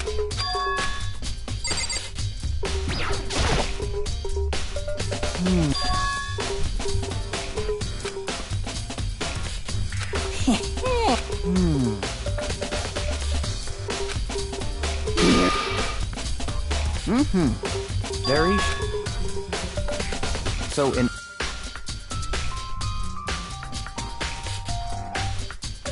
So that's... Hey, listen! Hey, you bastard! Oh. Is it? There's no... You know what I'm... Give me a break. What?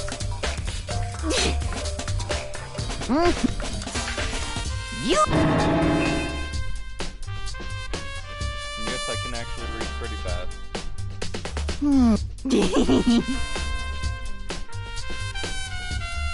Da-da-da-da-da!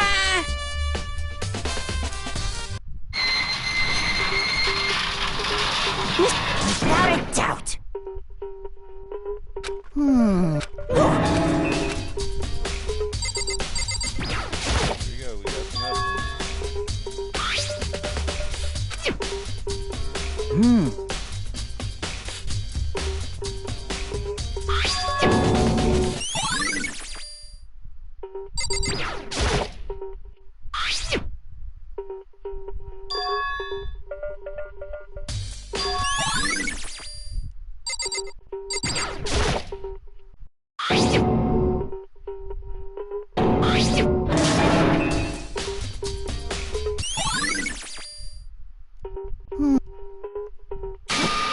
That's it! I'm sure of it!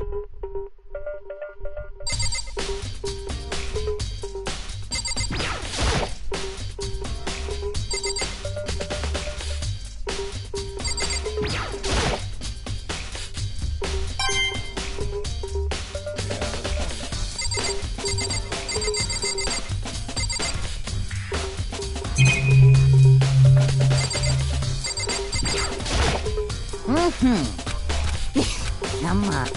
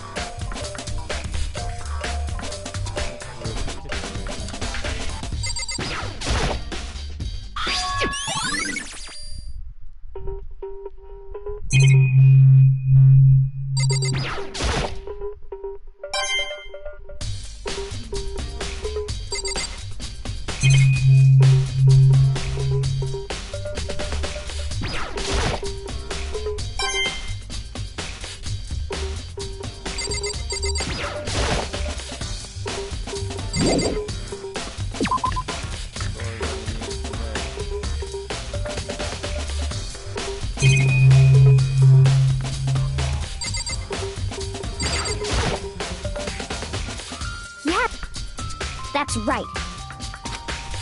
Well...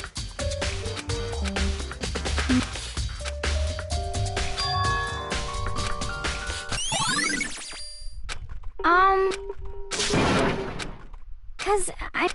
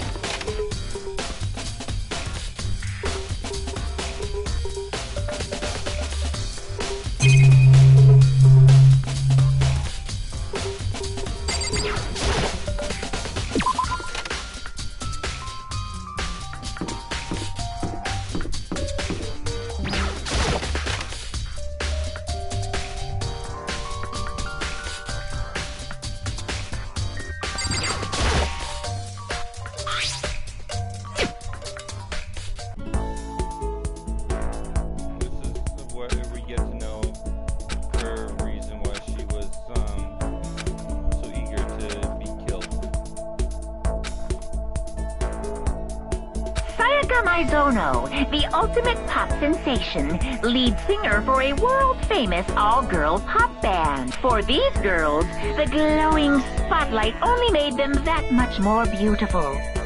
But then...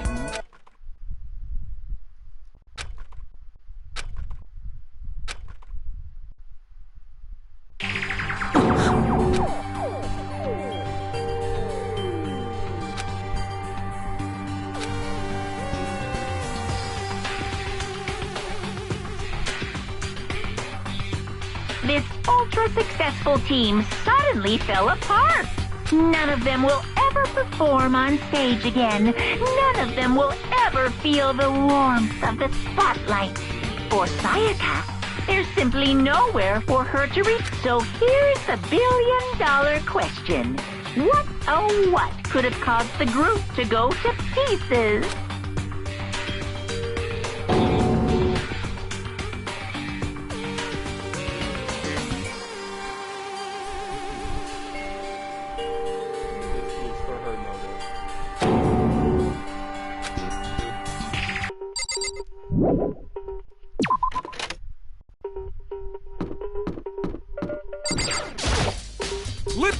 You hear?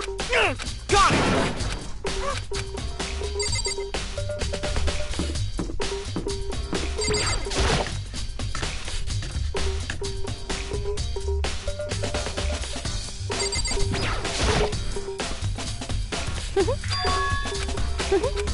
As for me...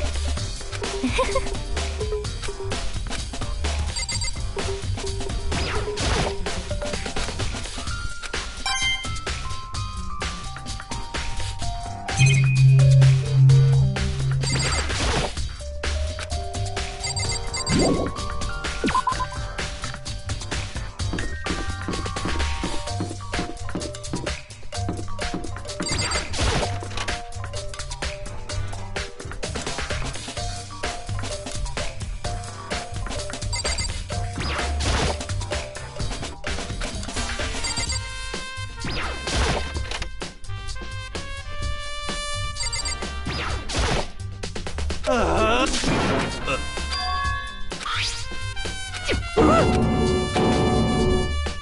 the heck? What?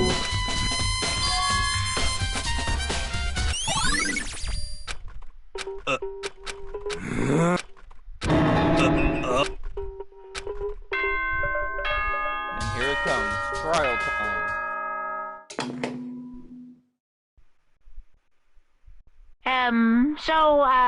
I'm getting tired of waiting. What say we just get started, It's time for the long-awaited class trial! Now then, allow me to appoint a proper location for the proceedings.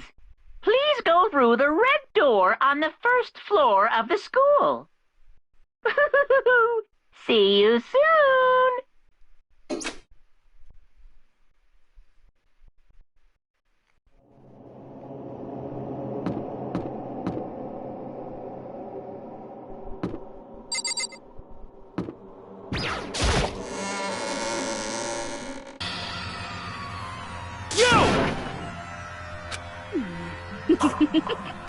Listen to...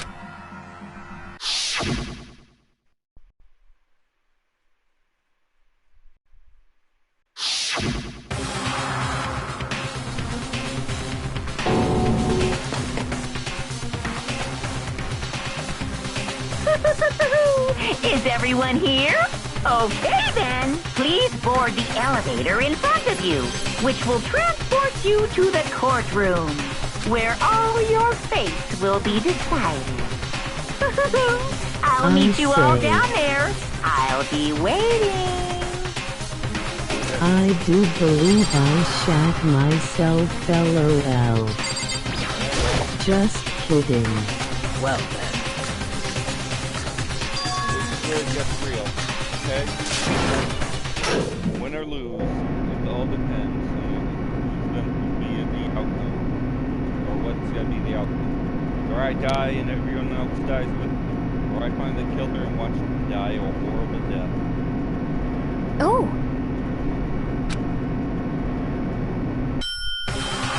Get this trial. Shit.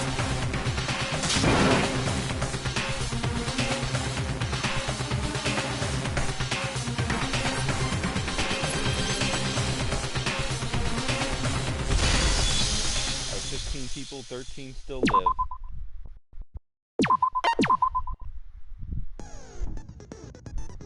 Alright, reset skills. Let's see what we got here. Robot shot.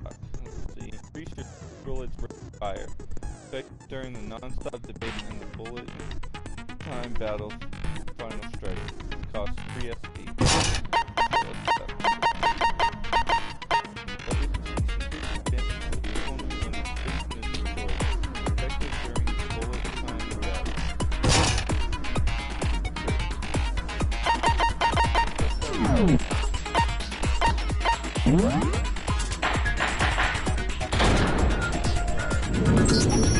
Let's begin with a basic explanation of the class. If you can figure out who done it, then only they will receive punishment. But if you pick the wrong one, then I'll punish everyone besides the blackened, and the one that deceived everyone else will graduate. And the killer really is one of us, right? Of course! Okay then. Everyone, close your eyes. And whoever did it, raise your hand. Don't be a goddamn idiot. Why the hell would they raise their hand? Before we move on and start the trial, can I ask a question real quick? What's going on with those pictures? I feel awful if they got left out just because they died. Friendship penetrates even death's barrier. Friendship penetrates? Okay, but what about that other empty seat?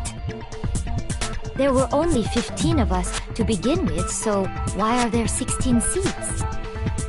Oh, no reason. It's just that our little courtroom here can technically fit up to 16 people. Okay, that about does it for the preamble. Get ready to get started. First up is the case summary. Now, Let the class trial begin!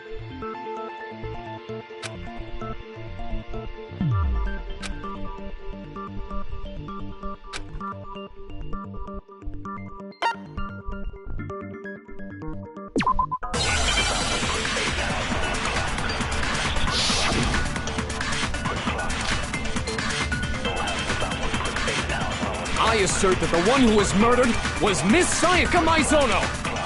Yeah, we know that part already. And the murder took place in Makoto's room. In the bathroom. So it seems most likely that the killer must have taken her by surprise while she was in the bathroom. She didn't even have a chance to resist. No, it's wrong!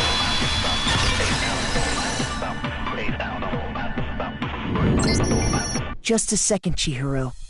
Try to remember how my room looked. With the way things had been damaged, I think we can definitely assume there was a struggle. A struggle? Between who and who?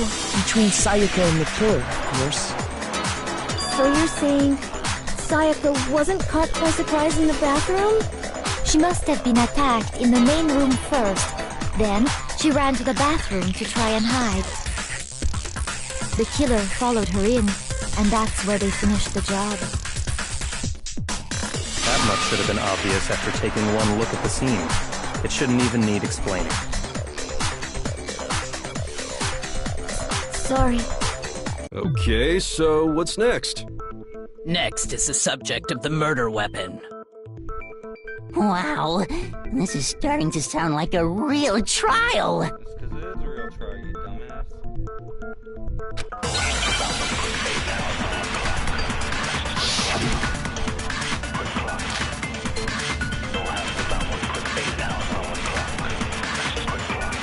So what was used to kill her? There was some kind of sharp object thrust into her stomach. Without a doubt, that is the murder weapon! So the killer used some random knife they had on him. No, that's wrong!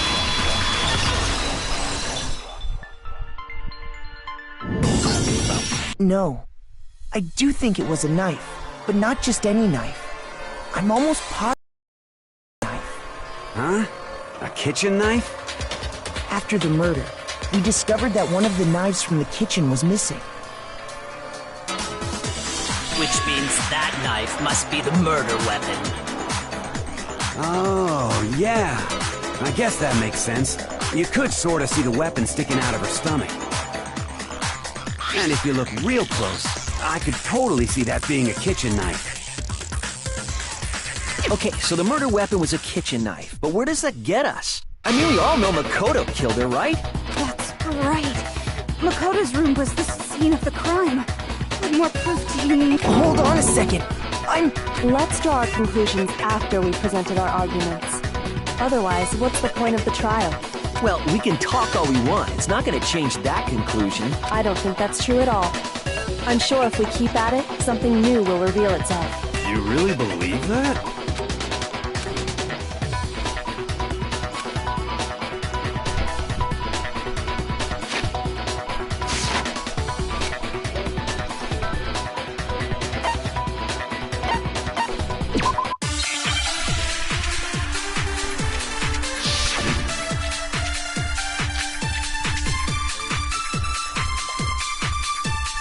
So I guess there's no question that the kitchen knife was the murder weapon.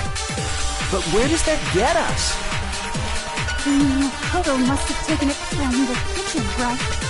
He did it in secret. Nobody was...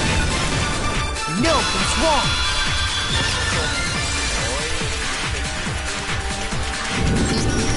Okay, wait. Hold on. I didn't take the knife from the kitchen. Next, you're gonna say you're not the killer, right? Go ahead and say it all you want. Well, what if I have a witness? What do you think, Tina? Huh? Remember what you were telling me earlier?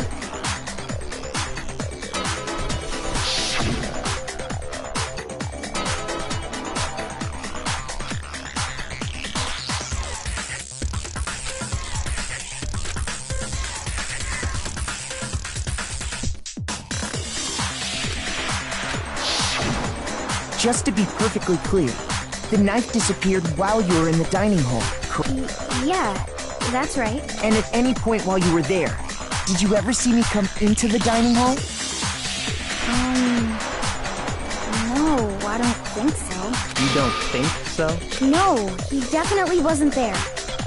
The knife disappeared while Hina was in the dining hall. But I wasn't there the entire time. In other words, there's no way I could have taken the knife. Okay, then what about this? What if the idiot swimmer girl and Makoto are in on it together, and lying to protect each other? Idiot swimmer girl? Oh, and more importantly, why would I get involved in something like that? Speaking of which, I'd like to ask the bear, if there is an accomplice, do they also become blackened? So you ask, and so I shall answer. Each murder is allowed to have an accomplice, but only the one who does the killing will get to graduate. So in other words, two people can work together, but one of them has no chance of profiting from it. Then there's no way anyone would work together, right? But what if they did work together, and they just didn't know about the rule? Good grief! Enough already! No, okay? There are no accomplices in this case! Oops! Did I say that out loud? Anyway, I didn't go to the dining hall, and I didn't take the knife. So I'm not the killer. Okay, so then, who did take the knife? Hina seems the obvious candidate. After all, she just said she was— No way! I swear it wasn't me! Sure, but can you or anyone else prove that? I can. That's right. Sakura was with me the entire time I was drinking my tea. I hate to have to ask, but just to be sure, Sakura's... Me. Right. But then, couldn't either one of them have grabbed the knife? Actually, no.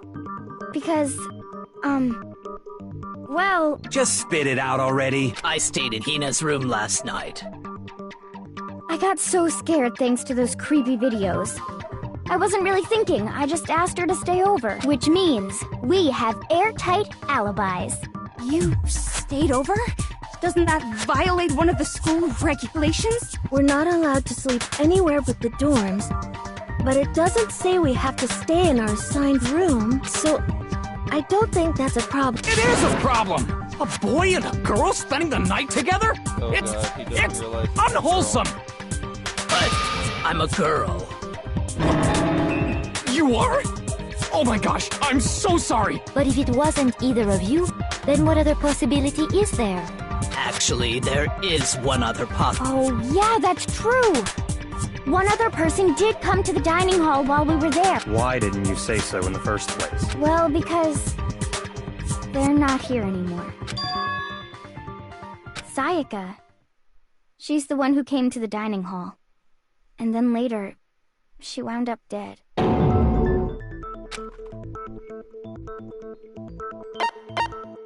I got it! Then, Sayaka is the one who took the knife? That's the only possibility.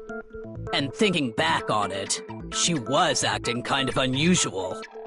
When she came into the dining hall, she didn't even look at us. She just went straight to the kitchen.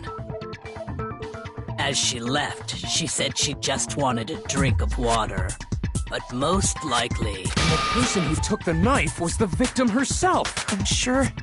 I'm sure she just took it for self-defense. So you're saying the knife she took was then taken from her, and she was killed with it? In that case, you may not have taken the knife, but you still could have killed her. What? See? He did do it after all! No! You're wrong! So, that's how you would twist the argument and send us all off in the wrong direction? You possess a most terrifying talent.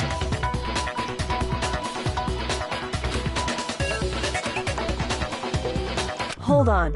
It's still too early to decide conclusively that Makoto is the killer, wouldn't you say? Because you see, if the room did belong to the killer, then they did something most bewildering. And until we unravel that little mystery, you simply can't declare that he's the killer. Bewildering? What the hell are you talking? Something was missing from the scene of the crime that by all rights should have been there. You know what I'm talking about, don't you?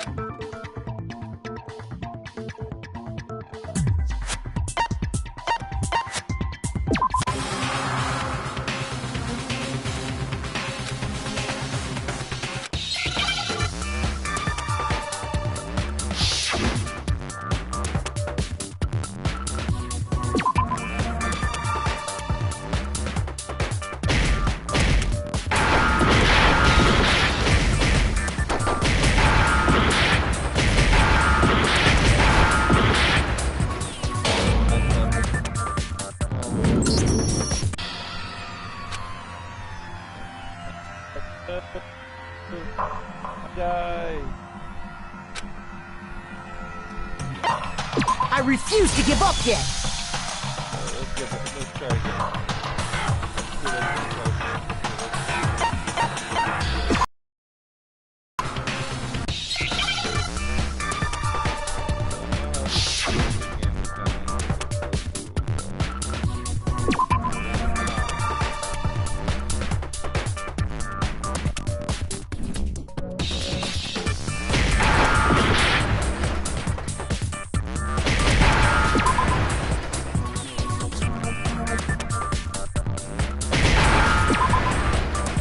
Hair.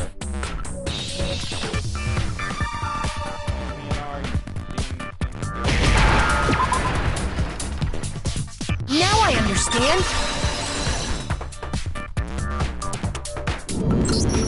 That's right! There wasn't a single hair on the floor! So, the culprit removed some evidence? Yes. And if I were the culprit, why would I need to get rid of all the hair in my own room? It wouldn't be unusual at all to find my hair at the crime scene if the crime scene is in my room. The reason all the hair was gone was to remove any trace that Sayaka had ever been there. That makes sense, does it not? No. If that were the case, they would have had to do something about the body itself, not just her hair. Okay, then why wasn't there any hair on the ground? The killer got rid of it all, of course, to remove any trace that they had ever been there. Wait, then that means... Precisely. It's simply beyond reason to believe that the room's owner and the killer are one and the same. Then, Makoto isn't the culprit? Are you sure we can decide something so important based solely on the absence of some hair? No. There are other reasons that prove why Makoto couldn't have done it. I would like to hear these reasons. Do you remember anything remarkable about the bathroom at the scene? Sayaka was attacked in the main room first, then fled into the bathroom, right? Yeah, then they ran after her, got into the bathroom, and stabbed her. And how did the killer get into the bathroom? Did they have any trouble with it? What do you mean? It's fairly certain that the killer had some trouble getting into the bathroom. There was clear evidence left behind. Do you remember, Makoto?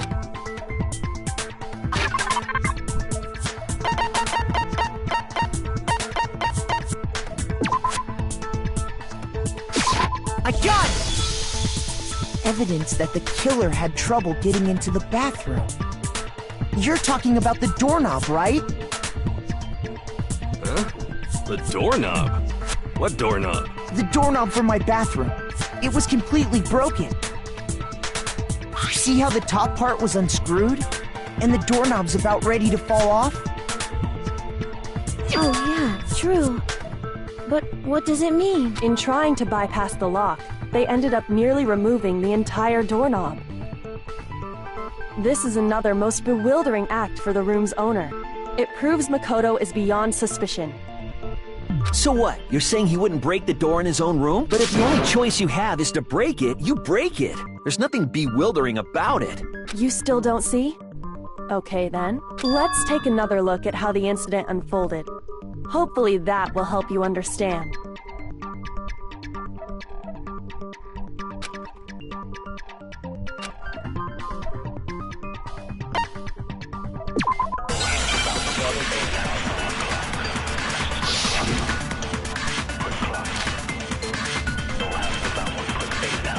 The incident took place in Makoto's room. Sayaka was first attacked in the main room. She then fled into the bathroom. Then the killer ran after her. And they got into the bathroom. At that point, the killer had to try and bust down the door. I screwed up. Shoot!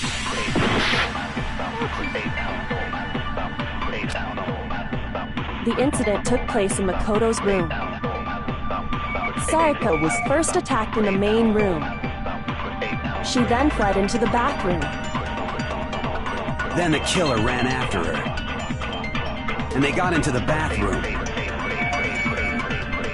At that point, the killer had to try and bust down the door, because Sayaka had locked it. No, what's wrong?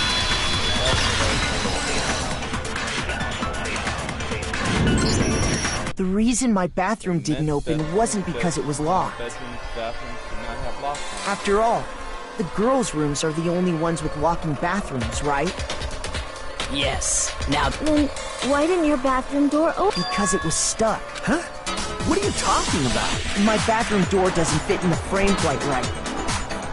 Monokuma over there can testify to that. Yup, true as true can be. But you know, you're supposed to be the ultimate lucky student, right?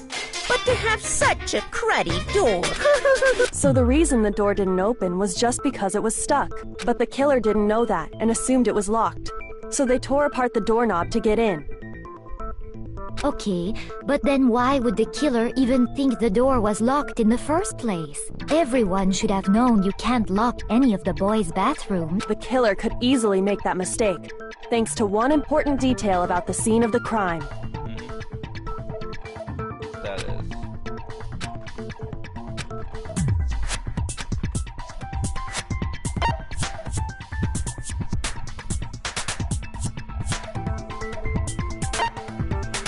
I got it! The killer must not have realized that it was my room. What? Are you saying the culprit didn't even know where he was? That's inconceivable! And yet, he's absolutely right. Say what? Well, to be more specific, what the killer didn't know was that Makoto and Sayaka had switched rooms, which is what led to the misunderstanding about the bathroom. If Sayaka had... Then there would have been a lock on the door, and they would have had to break through! So they had no idea how unnecessary their actions were. Ultimately, we can't know if it came open by force or simply by accident. But the killer must have been considerably confused, with no idea how they actually got the door opened. Regardless, it was a pointless act. Wasting time trying to break down a door that wasn't locked is... Definitely something I wouldn't do, since I would have known exactly why it wasn't opening, right? That is a definite possibility. So the killer would have to be someone who didn't know they'd switched rooms? Then Makoto couldn't have done it. Okay, then who did do it? I'm sorry, but I give up! Quit without saving! But what happens if we can't decide on who we think did it? Well, why don't we just vote right now? Majority rules! Majority rules? You really think that's a good idea? Yeah, our necks are on the line here. Someone seriously needs to do something. For serious. Does no one have any other thoughts or questions? It does not matter how trivial they may seem. Oh, as a matter of fact, I do have one question. Oh, you... You don't gotta sound so disappointed. It's fine, it's fine. Just ask your question. Oh yeah. Okay, so, well, I was just wondering, how did the culprit get into Makoto's room in the first place? Yes. How did the killer get inside? Maybe Sayaka just dropped the key somewhere and the culprit picked it up. That's possible, right? I don't think so. That seems way too convenient. Then maybe someone picked the lock? Negative! If you remember, Monokuma made it quite clear that the locks are all unpickable. Fine. How about this? The killer got in the easy way. They could have knocked and said they wanted to talk or something, and Miss Maizono just let him in. No. that can't be it either. Oh, trying to argue against me? Sounds like someone doesn't know his place. Hello? Why exactly can't that be it?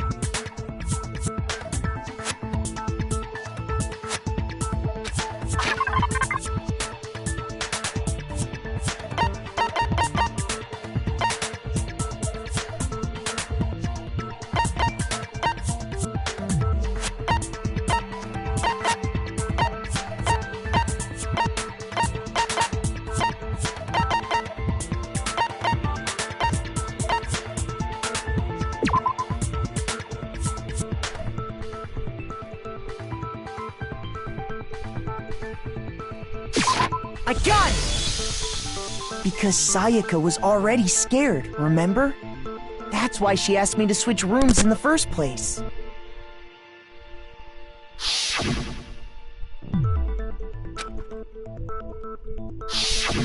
Knowing what she'd been through, I just can't believe she would have... What if her being scared was a lie? Huh? Well, what the hell is that supposed to mean? Why would she lie about something like that? I know you don't want to consider it, but look at this and tell me.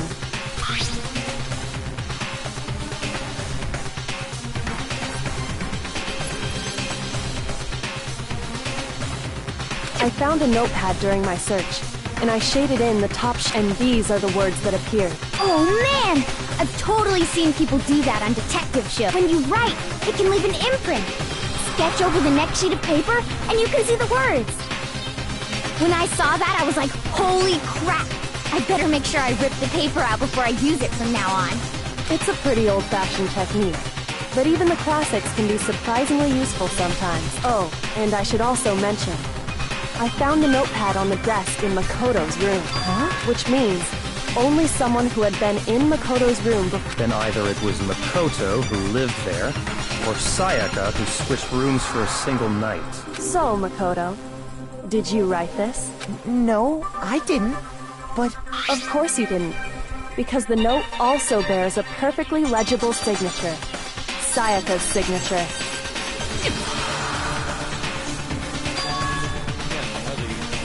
But why?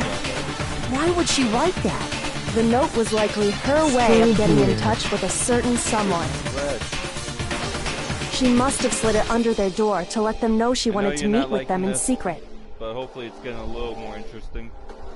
If you got an invitation like that from the ultimate pop sensation, what young man could resist? Of course, I'm only into 2D, so it wouldn't have any effect on me. But can we be sure anyone even got this note? And honestly, even if they did, I do not think they are at all involved in what happened.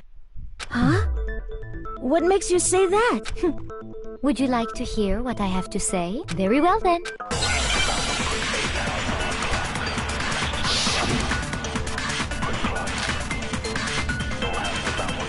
Sayaka and Makoto switched rooms, correct?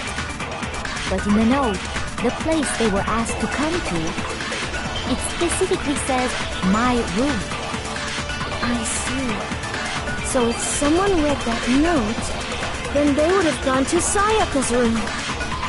Exactly. The room that Makoto was... No, that's wrong!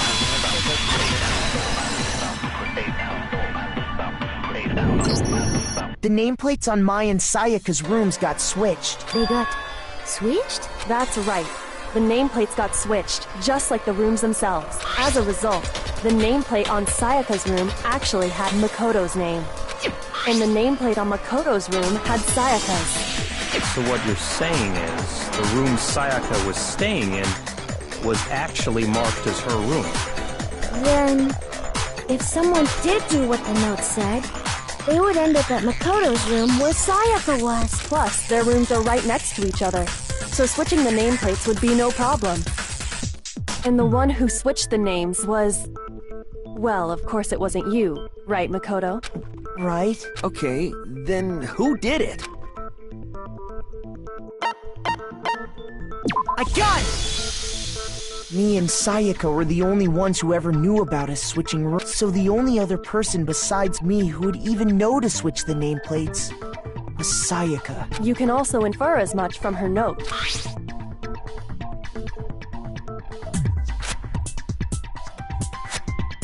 She specifically tells the reader to check the nameplate. She would only have written that if she knew the nameplates had been switched. But why would she switch them in the first place? She wanted someone to come to the room she was in, and also hide the fact that it was Makoto's room. What? Inviting someone to your room, but not telling them you'd switched rooms. Why would anyone do that? To understand, we first need to understand what happened after she invited the person into the room. That's where the answer lies. What happened then was probably whoever she invited over came in and attacked her. We figured it out! We know who did it! Whoever she invited over is the culprit! But we still don't know who it is, you goddamn idiot! Sayaka fought with her killer there in the room, yes? Perhaps the answer to our previous question lies in that initial struggle. Yes, I think you're right. Then... we just have to figure out what happened during the fight. That reminds me. There was a replica sword at the murder scene. Was that perhaps used during the fight? Oh yeah. What's the deal with that sword? Sayaka suggested I should hold on to it. I thought it might come in handy if I had to defend myself. It seems pretty likely that the killer used it to break Sayaka's right wrist. How the hell could you possibly know that's what broke her wrist?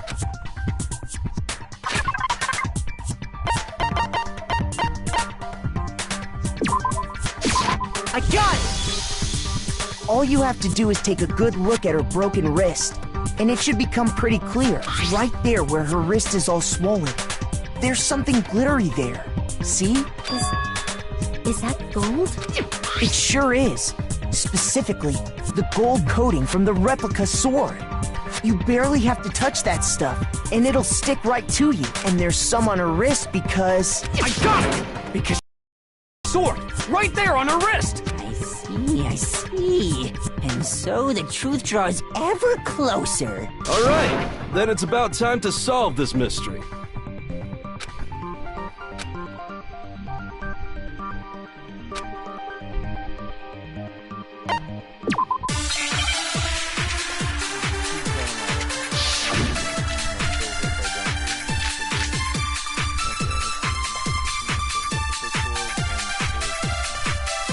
When the fighting broke out, the culprit grabbed the sword, and that's when the first blow was dealt. A sword-based sneak attack! And that's what broke Miss Mizono's wrist! So, she tried to fight back. She grabbed the kitchen knife she had hidden away. But then the culprit took that from her too. And they killed her with it. And that's exactly what happened.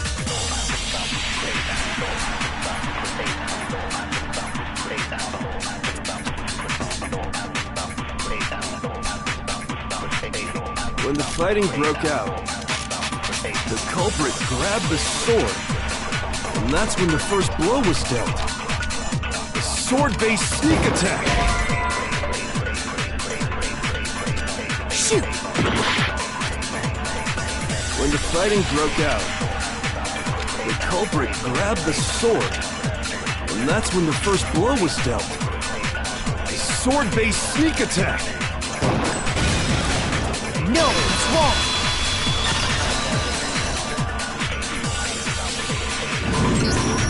Actually, no. I don't think the fight started with the sword. Why not? Because the sword's sheath had been scratched. See? There's a gash in it. Like someone cut into it with something sharp. Something sharp?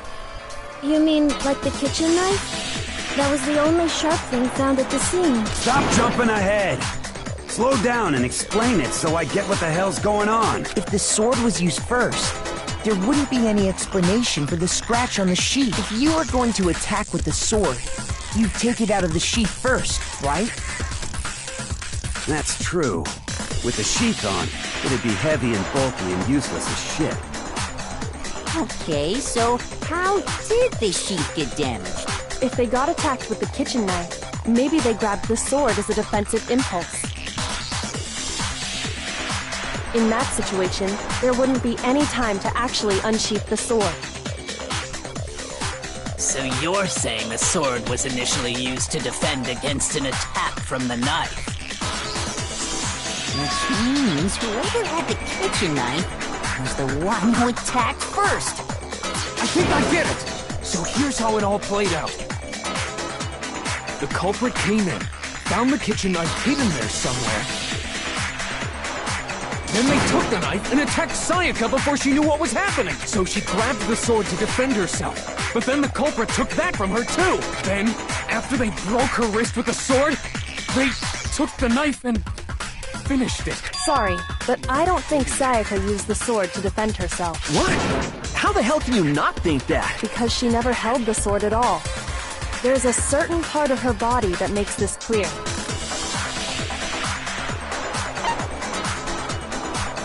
I got it! You're talking about her palms, right? The palms of her hands were perfectly clean. So I don't think she ever picked... How can you know that just by looking at her palms? Like I said before, the gold coating on that sword comes right off. All you have to do is touch it. In fact, if you look, you'll notice that a lot of the gold has already come off the handle. It's safe to assume that's because whoever used the sword got some of it on their hand. There's really no way she could have picked it up and come away completely clean. Maybe she washed her hands after she escaped into the bathroom. Sorry, but I don't think so. Why do you say that? No, that's not it at all.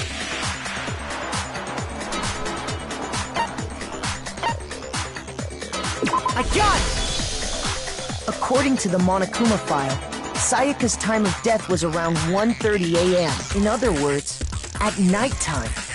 And the water in the bathroom shuts off at nighttime, right? Oh, I didn't know that. Actually, I haven't taken a shower yet. Oh my. You're no different. You smell like a big fat ugly donkey. I'm not sure whether to take that as an insult or a compliment. An insult, obviously. So anyway, if Sayaka never touched the sword, then that means the killer is the only one who used the sword. But hold on. If that's right, then the one who damaged the sheets with the kitchen knife was... I got it! Sayaka? She had the kitchen knife? But we already said that the attack started with... The person with the knife attacked first, and the sword was used as an impromptu defense. Then the one who attacked first was... Sayaka? Now do you understand?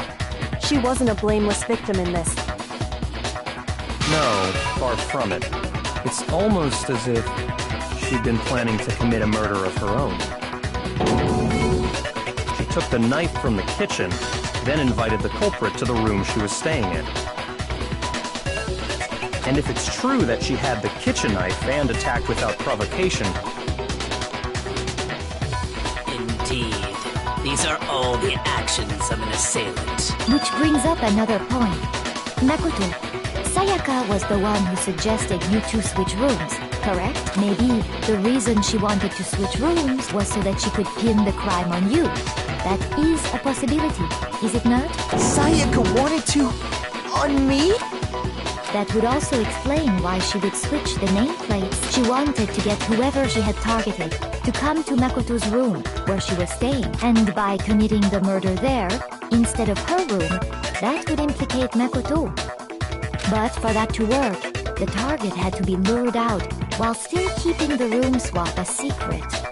If the target knew she had switched rooms, they would have become suspicious right away. So all that's why she switched the names? But doesn't that plan seem a little risky? For one thing, even if her plan worked, Mr. Naegi would just tell everyone they'd switched rooms. I don't know.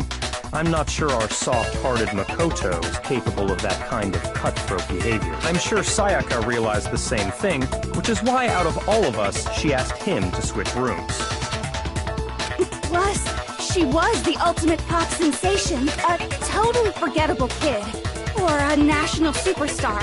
Who are you more likely to believe? Wait, then you're saying she had this all planned out? Holy shit! But in the end, her plan backfired.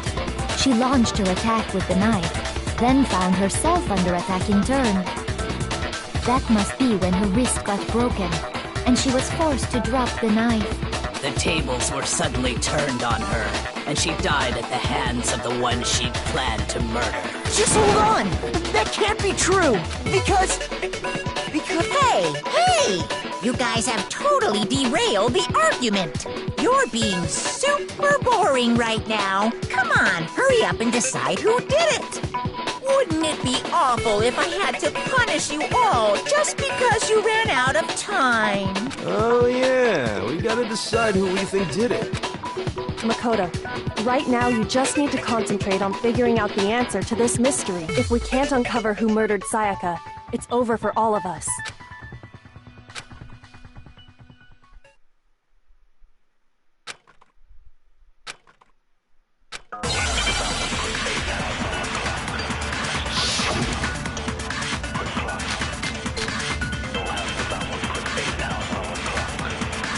It's easy just to say, hey, decide who did it.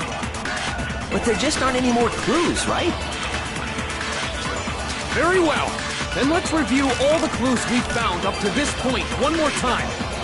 Do we really have time for all that? Die! If we don't do something, we're gonna die!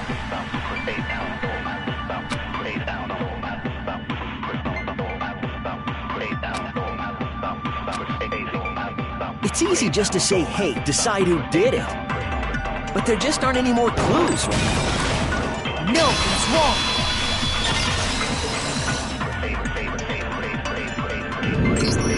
There still might be one clue left. Sayaka's dying message. Dining? Wait, what did you say? The dying message. She wrote something on the wall behind her, remember? 11037. Written in her own blood. There must be a clue about the killer hidden in there. Well, before we get too far into that, I need to ask, can we really be sure that Sayaka is the one who wrote it?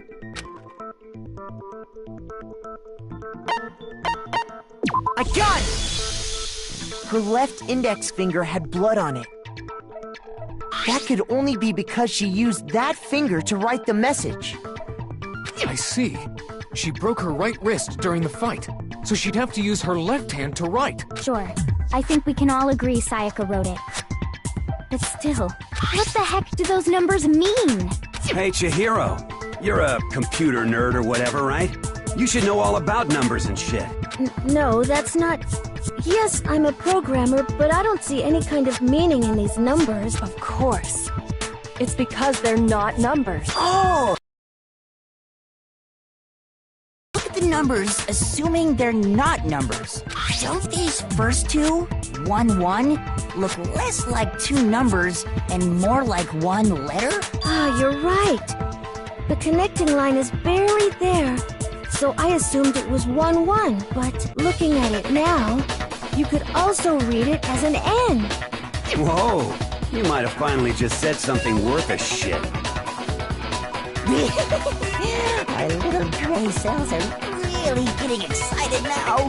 But even if that really is an N037, doesn't make any more sense than before.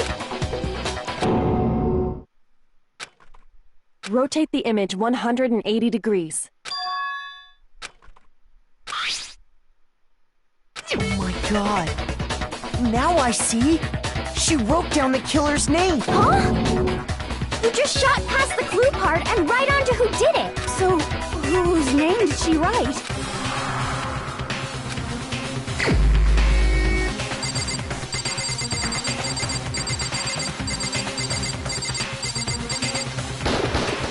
Here's my answer. The key to solving this mystery was simply to rotate the writing 180 degrees. If you turn the message around, it becomes the letters L-E-O-N. L-E-O-N. Or more accurately, Leon. What the hell are you talking about? It's just a coincidence. It's just a bunch of random squiggles that happen to look like my name. No, it's not random at all. She wrote that message on the wall behind her as she was leaning up against it. In that position, she couldn't move to write normally, and had to write upside down, as it were. And as a result, when you look at it standing in front of her, it ends up getting flipped. Try it for yourself if you want. Write something sitting like her, and the letters will be inverted. That sounds like one hell of a stretch to me. I'm the killer? You can't just go and say shit like that. If you're not the killer, then why did you try to destroy the evidence? Huh? You know what I'm talking about, right, Makoto? The evidence Leon tried to get rid of?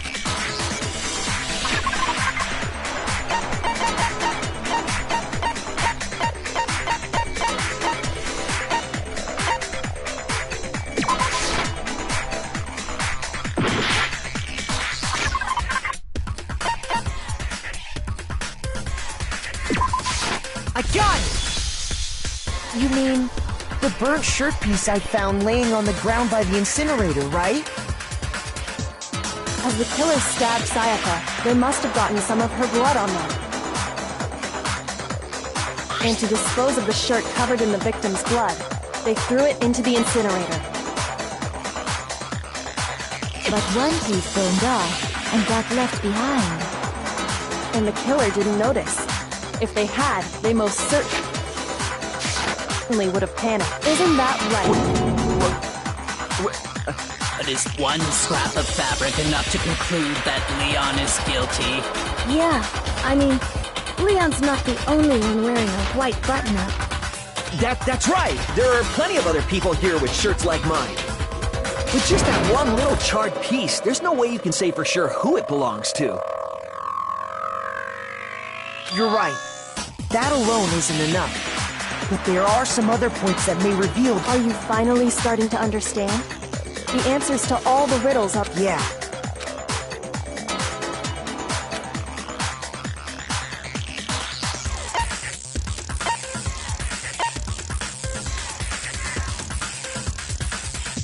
I got it! If you look closely at how the shirt was disposed of, we should be able to figure out who the killer is. Oh yeah, that's a good point. I think that you can't reach the incinerator without opening the gate in front of the truck. And obviously, you wouldn't be able to hit the switch to turn it on either. You'd need the key to get in. And the one with the key was the person on cleaning duty. So the killer had to be whoever was in charge of taking care of the trash, right? Interesting.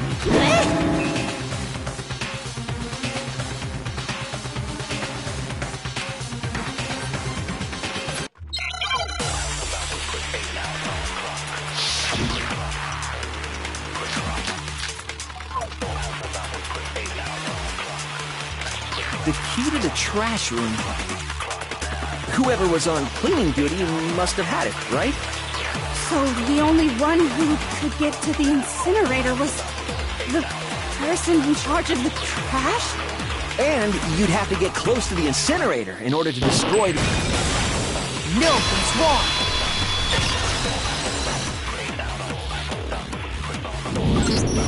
Hold on. I think I know how someone could dispose of the evidence without using the trash room key. But if you can't get past the gate, you couldn't possibly turn on the incinerator, could you? Yes, you could. If you used this. What is it, some kind of glass ball? It's busted to hell. Actually, it was supposed to be a crystal ball, but, But how would you use it?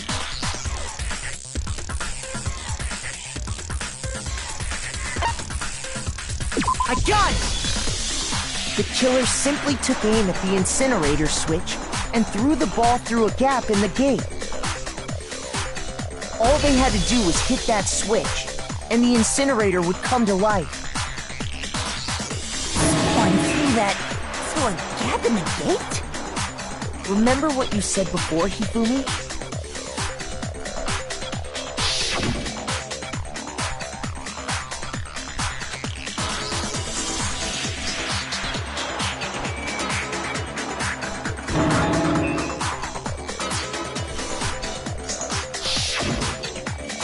had the key. So the only way the incinerator could have been turned on without his knowledge was because the killer was able to hit the switch without opening the gate. Once they got the incinerator going, all they had to do was ball up the shirt and toss it in. Hey, come on! What the hell is this? All you have to do is look at the scene to know that the killer never actually went inside the trash room. The shards of broken glass, the incinerator left running, the piece of shirt that escaped the fire. If the killer had been on cleaning duty, the evidence would have been taken care of much more thoroughly. Wait, no, just hold on. But the distance from the gate to the incinerator has to be at least 30 feet, right? The pinpoint accuracy you'd need to throw a glass ball that far and hit something that small. Could someone really do that? That's right! There's no way! It'd be impossible! Difficult, absolutely. Impossible? I don't think so. Because the killer is...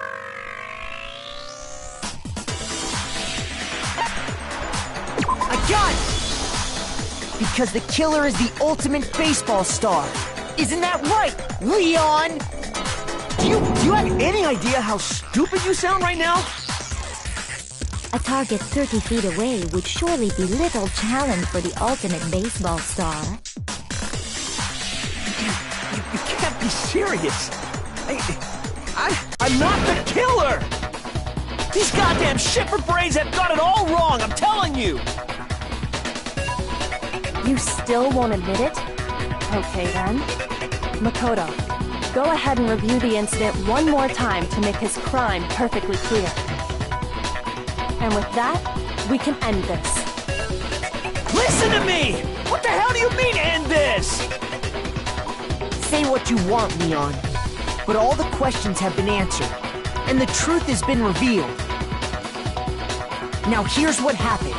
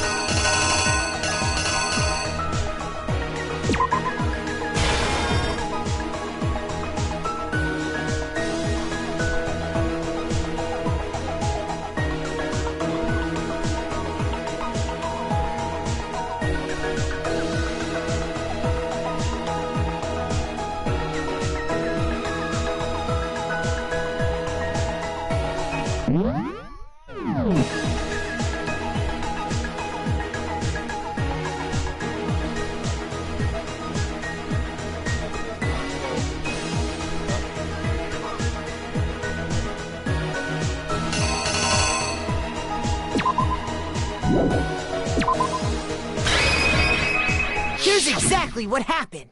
I think I'd better take one more look back at the case from the beginning.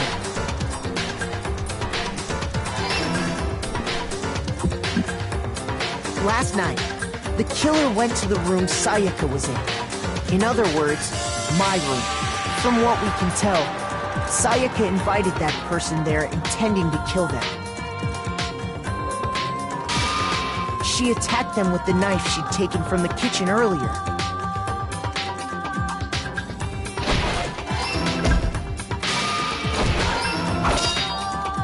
But then something happened that she wasn't prepared for. They grabbed the fake sword I put in my room and fought back. During the struggle, a strike from the sword broke Sayaka's right wrist. And that's when she lost her grip on the kitchen knife. Finding herself cornered, Sayaka panicked and ran into the bathroom. The killer went after her, but couldn't get the bathroom door open. What they didn't know was that my bathroom door got stuck easily, and there was a trick to opening it. Sayaka knew about that because I told her, but of course the killer had no way of knowing.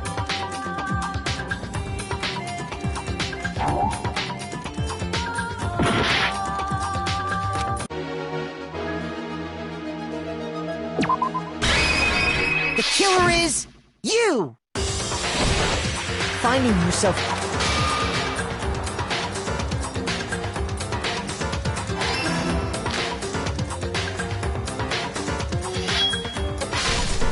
and stabbed Sayaka.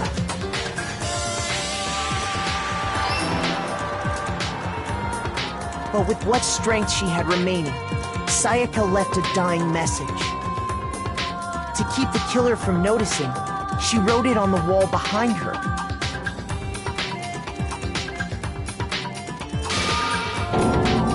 And with that, all her strength was gone. With Sayaka dead, the killer quickly began destroying the evidence.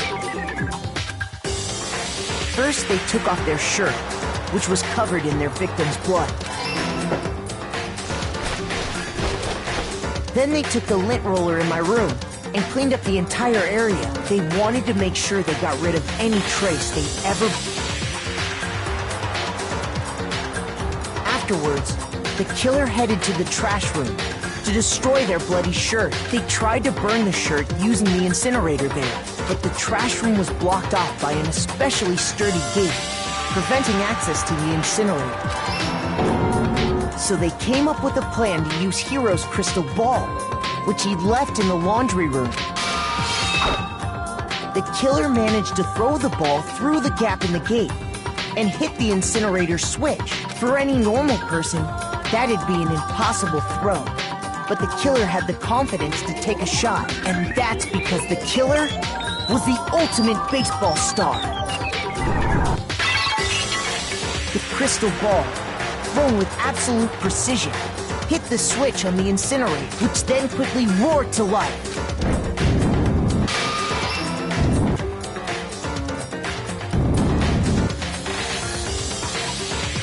Having destroyed the final piece of evidence, they left the area with, I imagine, a sigh of relief. But there was one thing they missed.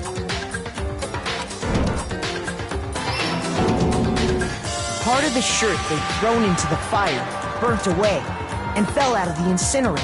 The killer didn't notice this, and so left behind a piece of indisputable evidence.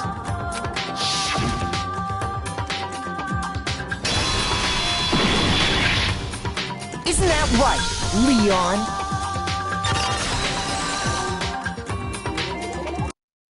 It would appear that Hiro simply forgot his crystal ball in the laundry room. You went there to try and wash the blood out of your shirt.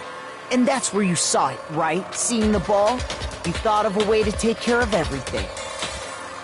So, Leon, do you object to anything that's been said? Do I object? Hell yes, I object! Of course I do! I object! I object! I object! I mean, all of this is just a bunch of stupid theories! You need evidence! Where's the evidence? Without evidence, it's all bullshit! It's bullshit and I refuse to acknowledge it! Well then, I guess this is as good a time as any to present the evidence, Makoto. I believe you're in possession of that.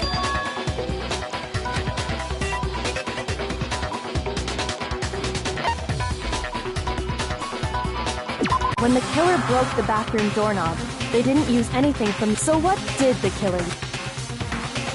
I refuse to acknowledge you! You're stupid!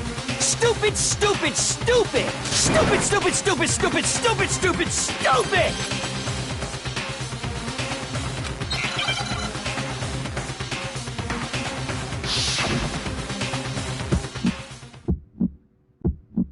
Where's your proof?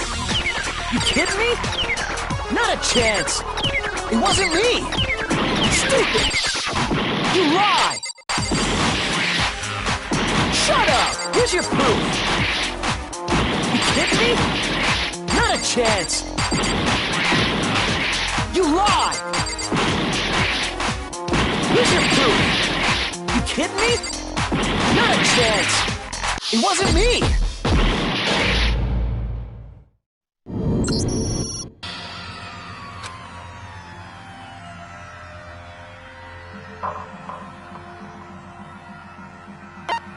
I refuse to give up yet!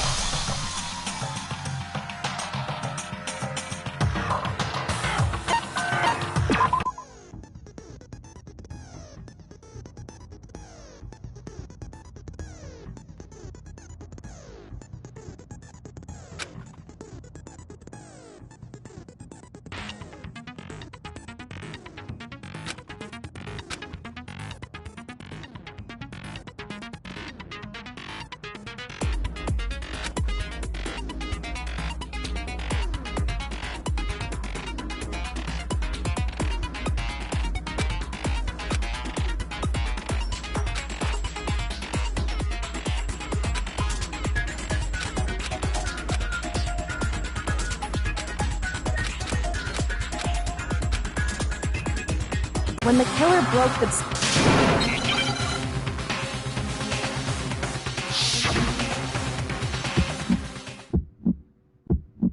Where's your proof? You kidding me? Not a chance! It wasn't me! Stupid! You lie! Shut up! Where's your proof? You kidding me? Not a chance! You lie! Where's your proof? You kidding me? Not a chance! It wasn't me! Stupid! You lie! Shut up! Where's your proof? You kidding me? Not a chance! You lie! Shut up! Stupid! Where's your proof? Where's your proof? This should prove it!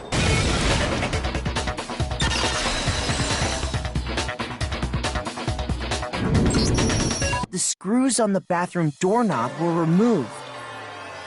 I wonder what kind of tool the killer used to remove them. I mean, it had... Oh yeah, I'm pretty sure the toolkits we got... And that must be what he used! But the toolkit in my room had clearly never been used. That's because the culprit didn't know it was your room. They thought they were in Sayaka's room.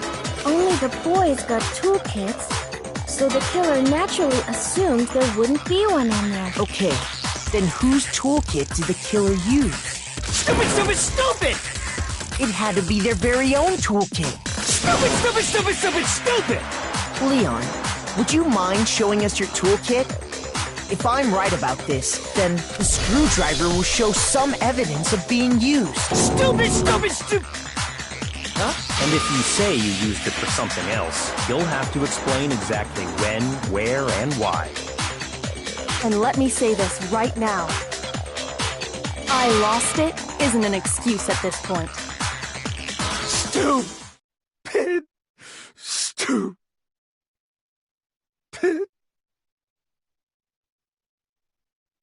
So, Then it would seem we are finished here.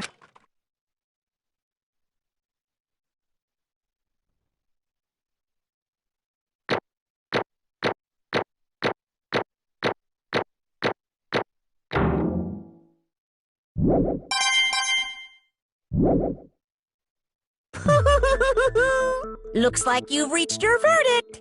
Then are we ready to cast our votes? You all have a lever in front of you. Use it to make your selection. Oh, just to remind you all, make triple sure you vote for someone. You wouldn't want to be punished for something so minor, right? Okay, then let's get excited! Who will be chosen as the Blackened? Will you make the right choice? Or the dreadfully wrong one? What's it gonna be? What's it gonna be?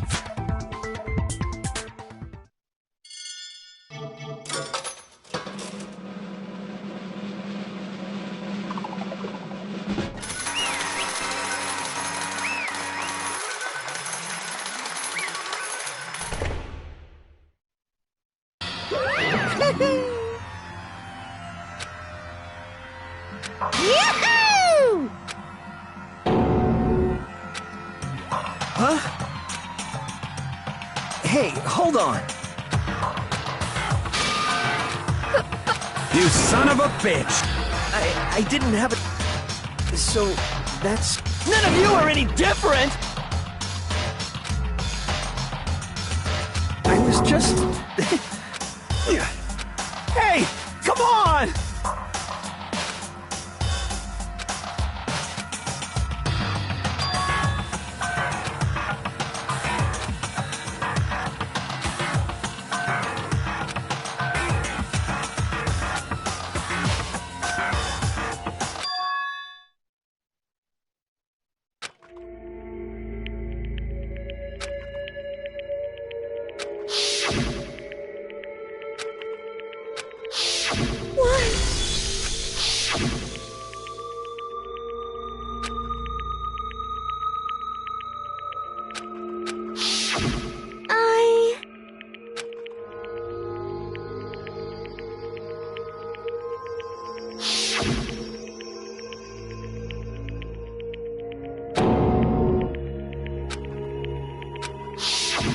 No matter what happens, please don't.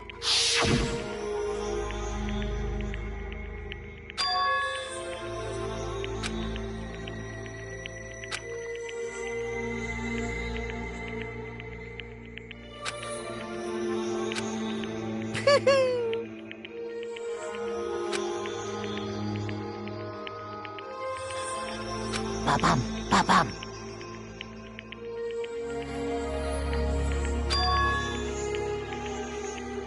Phew!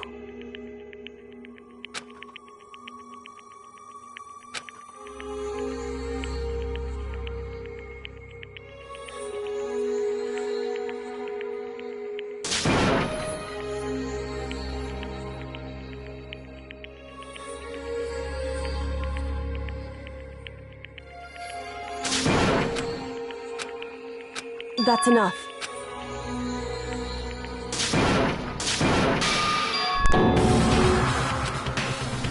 Yeah, that's it.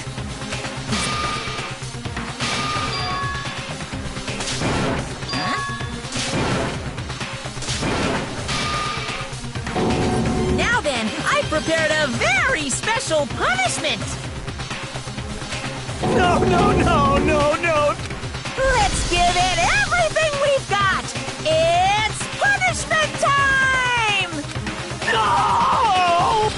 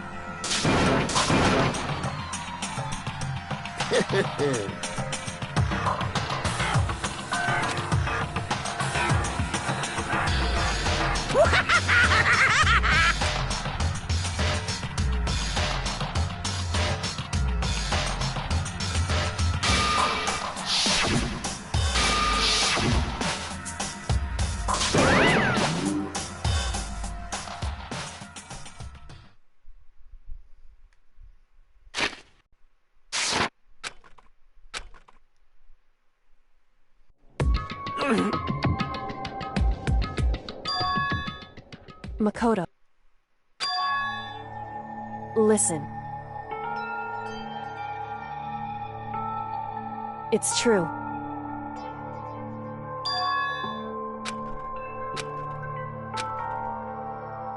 However,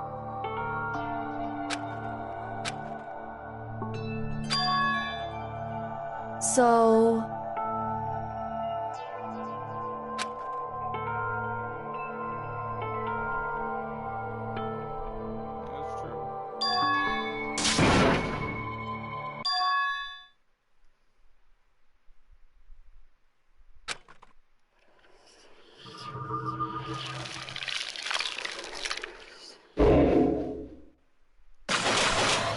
Ends the first chapter of Danganronpa.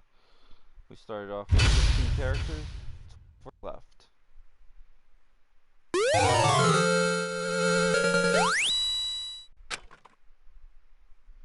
And this ends the first chapter, so next chapter will be what I like to call Training and Despair. And enjoy.